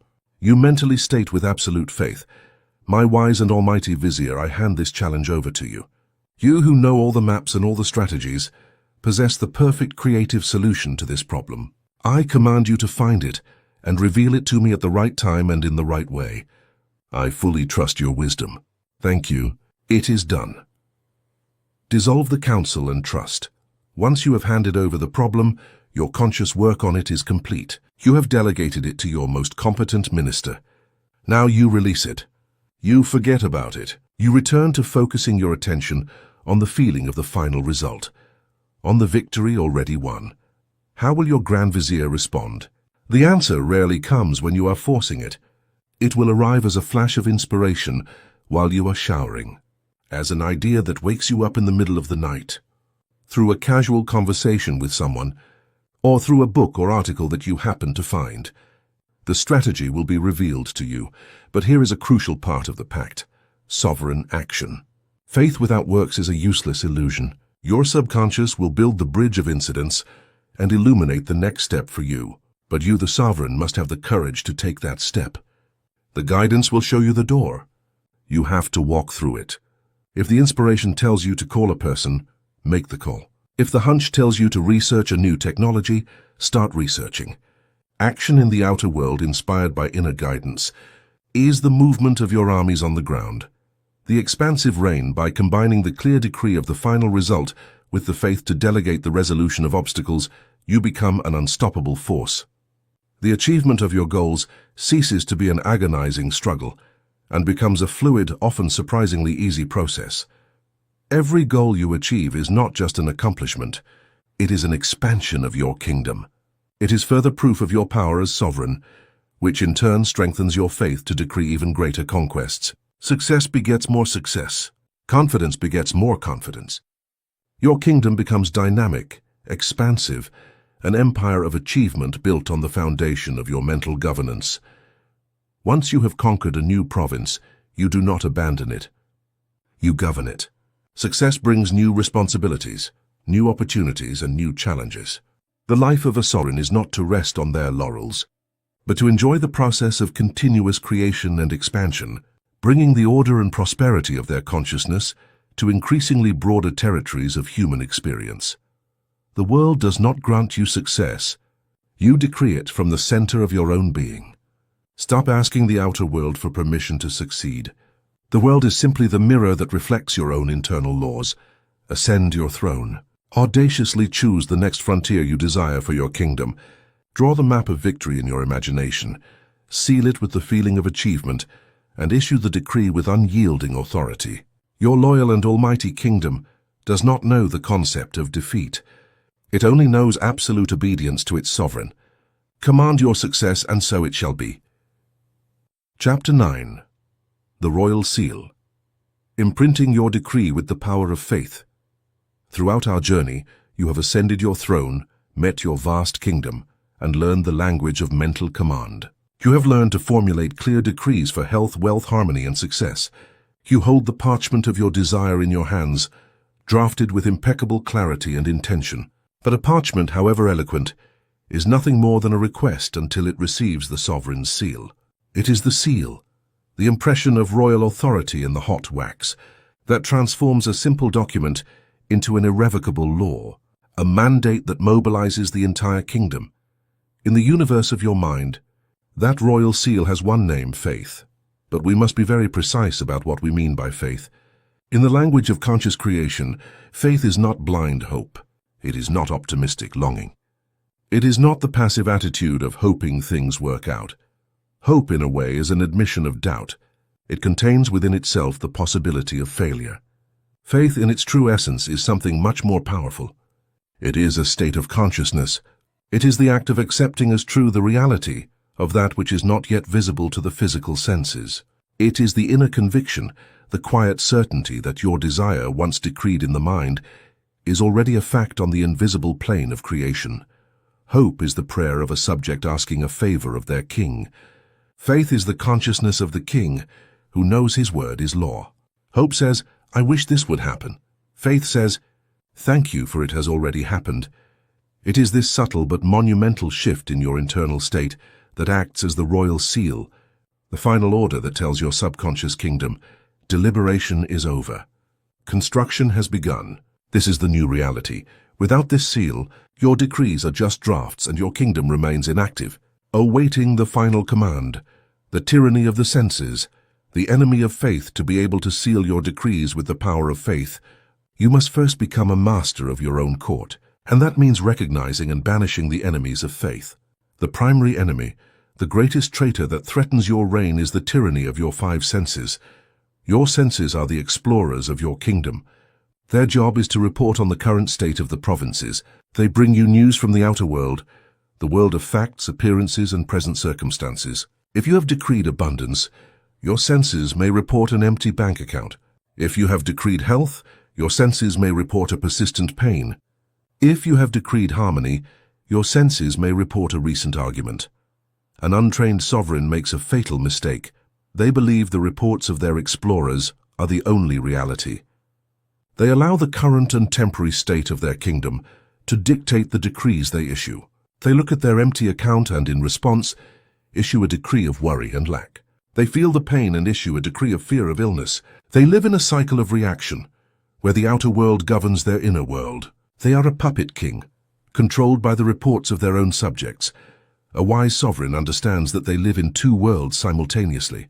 The outer world, the world of facts and appearances, is the world of effects. The inner world, the world of their consciousness, their thoughts and feelings, is the world of causes. And the immutable law is that the world of causes always precedes and determines the world of effects. Therefore, a wise sovereign learns to defy the tyranny of their senses. They thank their explorers for their report on the current weather, but then they retreat to the throne room to consult the true map, the blueprint of the reality they have chosen to create. Their faith is the act of giving more credibility to the vision in their orb of imagination than to the reports of their senses. It is the act of saying, I understand what my eyes see and my ears hear, but that is only the shadow of the past. My faith is in the cause I am creating right now in my mind, and as night follows day, the world of effects must sooner or later adjust to this new cause. Doubt is the surrender to the evidence of the senses. It is the traitorous counselor who whispers, but my lord, look at the facts. It doesn't make sense. Doubt always appeals to the captain's logic and reason. To defeat it, you must understand its arguments and have your sovereign response prepared. When doubt asks you, how can this be possible? Demanding a logical explanation of the path, your response must be, the how is not the concern of the throne. It is the task of the kingdom. My only task is to remain faithful to the what. When doubt tells you it's taking too long, sowing impatience, your response must be, time is a concern of men, not of kings. In the realm of the mind, it is already done. The seed will sprout in its perfect season. My only task is to maintain the climate of faith. When doubt attacks you personally, you are not good enough. You are not doing it right. Your response must be, my only requirement is to feel the reality of my desire, and in that I am the absolute master. My feeling is the only technique that matters. Always remember, A divided mind, a mind that oscillates between faith in its decree and fear based on appearances, is a kingdom in civil war. It sends contradictory decrees to its subconscious, and the result is paralysis and confusion. To govern with power, you must make a decision and stick to it. You must choose faith over the evidence of the senses, the active cultivation of the seal knowing. How do we actively cultivate faith? Faith is not a mysterious gift that some have and others do not. It is a mental muscle, and like any muscle, it is strengthened through training. The core practice for cultivating faith is the technique of assumption, which could be called the art of donning the royal robes. Before entering your decree ceremony, you must mentally assume the identity of the person who has already achieved their desire. Before decreeing wealth, do not think of wealth as something external. Sit on your throne and ask yourself, how would it feel to be already immensely prosperous? What kind of thoughts would I have? What would my posture be? What would my mood be? Spend a few minutes dressing yourself in the robes of that state. Imagine you are already that prosperous, confident sovereign.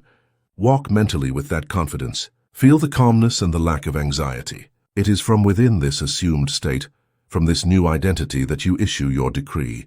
You are no longer asking for something you don't have. You are giving thanks for something you already are. This change in pre-state is what transforms a weak petition into a powerful command. The supreme act of faith, the ultimate demonstration that your decree has been sealed, is the practice of the mental Sabbath. As we briefly mentioned, once you have performed your imprinting ceremony at night, you have created your scene, felt it as real, and fallen asleep in that conviction. Your work is done. The Sabbath is the day of rest. The next day, you must not anxiously resume the imprinting work. You must not worry about the problem.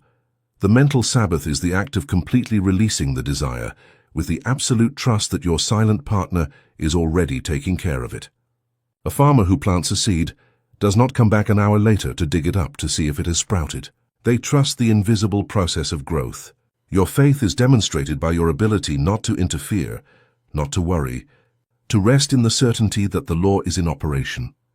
If anxiety or doubt appears during the day, it does not mean you must perform the whole ceremony again. It is simply a test. Your response must be calm. You acknowledge the thought of doubt, and you simply return for an instant to the feeling of the fulfilled desire. It is a gentle reminder, an adjustment, not a renewed effort. The emotion that is synonymous with faith is gratitude. You cannot feel genuinely grateful for something you do not believe you possess. Therefore, practicing gratitude in advance is one of the most powerful faith exercises that exists. Dedicate time each day to conduct a royal tour of thanks through your kingdom. Walk in your imagination through the provinces of your life, not as they are but as you have decreed them to be, and give thanks. I walk through the province of my body and give thanks for its perfect health and vitality. I visit my royal treasury and give thanks for its infinite abundance, which flows constantly and freely. I receive the ambassadors from other realms and give thanks for the harmonious, loving and supportive relationships that fill my life. This act of anticipated gratitude is a declaration of faith. It is aligning your entire being with the reality of your fulfilled desire, making it the only vibration you emit. Finally, once you have sealed your decree, your behavior during the day must reflect your faith. We call this the principle of acting naturally. A sovereign who has decreed the construction of a new palace does not spend their days anxiously staring at the empty lot. They carry on with the rest of the kingdom's business with absolute calm and confidence, knowing that the builders are working. In the same way, you continue with your life. You go to your job, interact with your family, perform your tasks, but you do it with an inner difference. You do it with a silent certainty, with an underlying peace that comes from knowing your desire is already a fact on the creative plane. This calmness is magnetic. It is the signal that tells the universe you are a sovereign who trusts their own word. How do you know your decree has been successfully sealed? The first sign will not appear in the outer world. It will appear within you. The sign is a radical shift from the feeling of anxious longing to a feeling of deep peace and certainty. Before imprinting, you wanted your desire.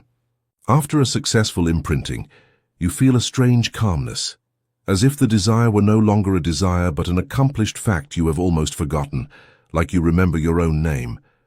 You no longer feel the need to ask for it, because you feel you already have it. When you reach this state of inner knowing, you can be absolutely sure that the royal seal has been stamped. Conception has taken place, and physical manifestation is as inevitable as the sunrise. Do not wait to see in order to believe. That is the law of men. Learn to believe in order to see. That is the prerogative of sovereigns. Your feeling is the alpha and omega of creation. It is the beginning, because it is the energy that imprints the idea on your subconscious. And it is the end, because the sensation of peace and certainty is the signal that the work is done. Ascend your throne every day. Hold the vision of your desire in your orb of imagination. And then, with all the authority of your being, seal that vision with the hot wax of unshakable feeling, imprinting the royal seal of your faith onto it, and watch as your loyal and almighty kingdom molds the substance of the universe to inevitably conform to the new and glorious law of your own consciousness. Chapter 10. The Prosperous Reign. A lifelong mental governance. We have traveled together from the desolate lands of exile to the magnificent throne room of your own being. You have felt the weight of the crown upon your head and the power of the scepter in your hand. You have been instructed in the fundamental laws of your kingdom, in the language of command, and in the strategies to defend your dominion from the traitors of doubt and fear. You have completed your education as a sovereign. You have been through your coronation. Now your reign begins. The goal of everything you have learned is not to give you a set of techniques that you must use with effort every time you face a problem. That is the path of the student. The goal of the master is to integrate these principles so deeply into the fabric of their being that they become their natural way of thinking, feeling, and living. The final goal is not to have to consciously govern every small detail of your kingdom. The goal is to establish a system of governance so wise and so aligned with the universal law of good that your kingdom prospers automatically, flourishing in peace and abundance as a natural reflection of the consciousness of its ruler. This final chapter is your guide to that prosperous reign. It is not about learning new laws, but about establishing the habits and philosophy of a lifelong mental governance. A prosperous reign is not a kingdom where problems never arise. Storms will come, and emissaries from hostile realms will continue to appear at your gates. A prosperous reign is one where the sovereign is so certain of their own power, so attuned to the loyalty of their kingdom, and so firm in their vision that they face every challenge not with panic, but with calm authority, knowing that every problem contains the seed of a solution, and every challenge is an opportunity to demonstrate their mastery. To maintain this state of enlightened governance, the sovereign relies on a structure, a set of royal habits that ensure the connection between the throne and the kingdom remains clear, strong, and harmonious. The Permanent Private Council. The rhythms of wise governance. Successful reign is not based on impulsive reactions, but on consistent rhythms. These three practices, morning, daytime, and nightly, form the private council through which you will govern your life. The Morning Edict, reclaiming your day, 15 minutes. The first moments after waking are the most sacred of your day. They are the instant the sovereign ascends the throne and establishes the law for the hours ahead. If you do not claim this moment for yourself, the outer world, with its emails, news, and demands, will claim it for you, and you will start the day as a subject instead of a king. The first decree, gratitude. Before opening your eyes while floating in that receptive state, your first act of governance is to issue a decree of gratitude. Feel a surge of thankfulness for the simple fact of being alive, for the miracle of your body, for the bed you rest in. Gratitude immediately tunes your kingdom to the frequency of abundance and opens all channels to receive more good. The day's proclamation. Next, issue your general edict for the day. It is not a request. It is a declaration of how things will be. Calmly and with conviction, declare in your mind, "This is my day. I decree it shall be filled with peace, success, and harmonious interactions. The infinite intelligence of my silent partner guides me in every step, inspires my actions, and leads me through paths of fulfillment and joy. Everything I undertake today will prosper.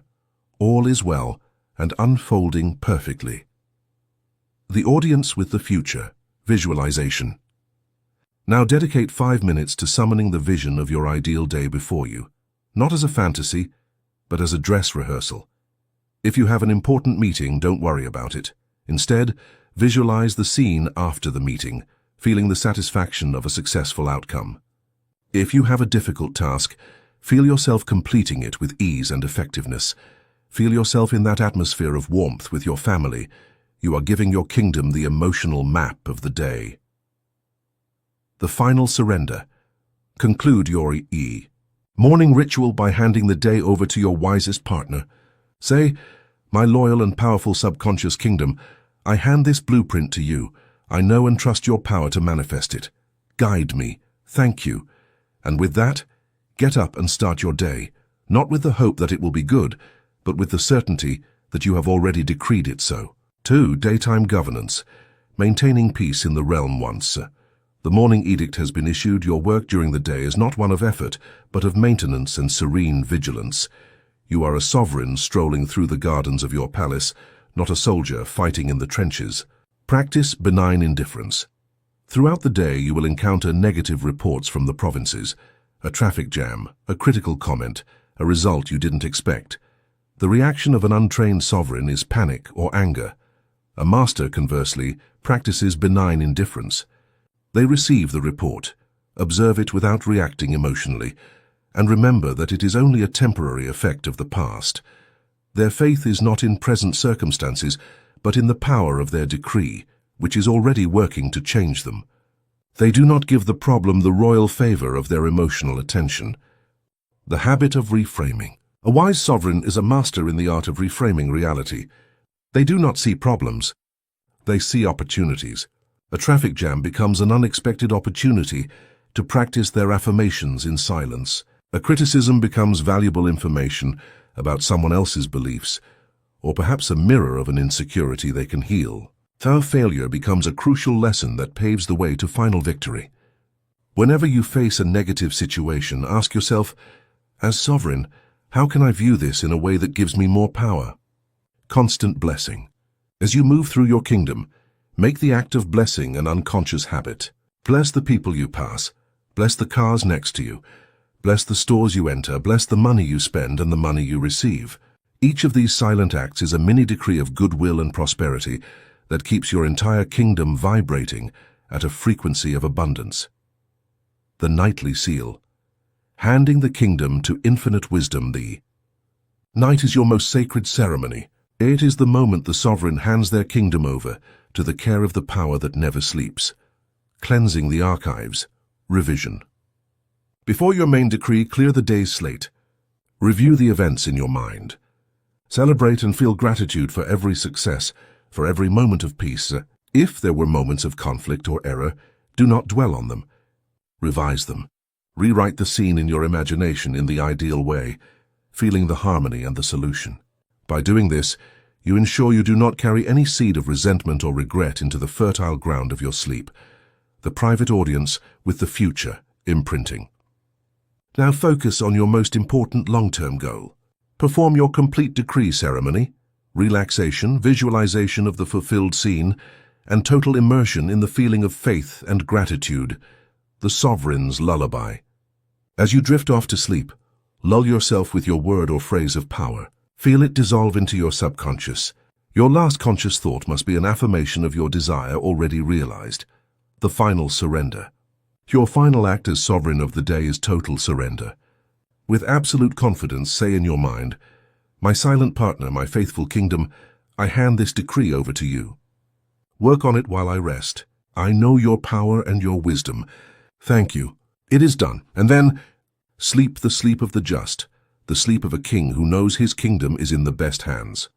Communication with the realm. Listening to the whispers of silence. A prosperous government is not a dictatorship. It is a collaboration. A wise sovereign not only issues decrees, they also learn to listen to the wise counsel that emanates from their own realm. Your subconscious, once you give it a clear direction, will begin to communicate with you, to guide you across the bridge of incidents it is building for you. This guidance, as we have seen, comes in the form of intuition. It is that sudden impulse, That hunch that tells you call this person or don't sign that contract. Learning to trust this guidance is essential. How is it cultivated? First, through the practice of stillness. Dedicate a few minutes each day to simply being quiet. You don't have to empty your mind. Simply sit on your throne and observe the coming and going of the counselors, your thoughts, without engaging with any of them. In this silence, you can pose a question to your kingdom. What is the correct next step for my project? And then simply listen. Do not expect a booming voice. The answer may come as a feeling, a subtle idea, or an image. Second, through trust in the first impulse. When faced with a small decision, pay attention to your first instinctive impulse before your logical mind starts to overanalyze it. Try following it in small things. Over time, by seeing the positive results, your confidence in this inner guidance will grow exponentially. And third, through inspired action. When you receive a clear idea and inspiration, act on it. The inspiration is your kingdom giving you the next piece of the map. If you do not act, the communication weakens. Every time you act on an intuition, you reinforce the connection and tell your silent partner, I'm listening to you. Keep guiding me. A rain of wonders. By living in this manner, your life is transformed. You cease to be a leaf at the mercy of the wind and become the wind itself. You stop reacting to life and become the force that shapes life. Inner peace ceases to be a distant goal and becomes the habitual climate of your kingdom. What others call miracles, luck, or fortunate coincidences will become your everyday experience. But you will know they are not miracles, but the functioning of the law. You will know that every effect in your life has a precise mental cause, and that you are the master of those causes. You have completed your training. This audiobook has been the herald calling you back to the throne. It has been the wise counselor reminding you of the laws of your own kingdom. But now the counselor steps aside. The map is put away because you no longer need it. You have internalized the wisdom. You are the sovereign. You are the power, you are the cause. Your reign has no end. It is an ascending spiral of increasing peace, power, purpose, and creation. You have reclaimed your crown and consolidated your throne. Now rule with wisdom, rule with love, and create a life that is the glorious testimony and the masterpiece of the infinite power that resides in your magnificent inner kingdom. Conclusion. We have reached the end of this governance manual, the end of your instruction as the sovereign of your own universe. Step back for a moment in your memory to the instant you first heard the words of this audiobook. Perhaps you felt like a monarch in exile, a ruler without a crown, watching your kingdom fall into disarray, lack, and conflict, feeling like a victim of forces you couldn't control. Today, you stand in a radically different place. You have journeyed back to the throne room. You have silenced the counselors of fear and doubt, and you have reclaimed your crown and scepter. The coronation is complete. Your reign has begun. Throughout this journey, you have learned the immutable laws of your dominion. You have understood that your vast subconscious kingdom is your most loyal subject, an infinitely powerful genius whose only function is to materialize the decrees you issue from the throne of your consciousness. You have learned to govern. You know that your attention is the scepter that directs your kingdom's energy, that your imagination is the orb where the blueprints of your future are designed, that your decision is the sword that cuts off every possibility of failure. And most importantly, you have learned that the feeling of faith is the royal seal, the impression of your authority that turns a mere desire into an irrevocable law. You now possess the strategies to govern every province of your life. You know how to decree health in your body, how to proclaim abundance to fill your treasury, how to forge alliances of harmony in your relationships, and how to expand the borders of your kingdom through success and the achievement of your goals. You are no longer a ruler who reacts to the reports of their explorers. You are a sovereign who creates the reality that their explorers will find. This audiobook has been simply the herald that has called you back to power. It has been the mirror in which you could recognize your own royal face. But the power was never in these words. It has always been in you. The keys to the kingdom were never lost. They have always been in your hand. Now the instruction ends and life begins. Every day upon waking is a new day of your reign. Every thought is a decree. Every feeling is a proclamation. You no longer live at the mercy of the world. The world lives awaiting your orders. Stop seeking power outside of yourself. You are the power. Stop waiting for circumstances to change. You are the cause of circumstances. The peace, prosperity, and fulfillment you seek are not destinations to arrive at, but decisions to be made from the throne of your mind. You have awakened. You have remembered who you are. The throne is yours. The kingdom waits. Now go and govern.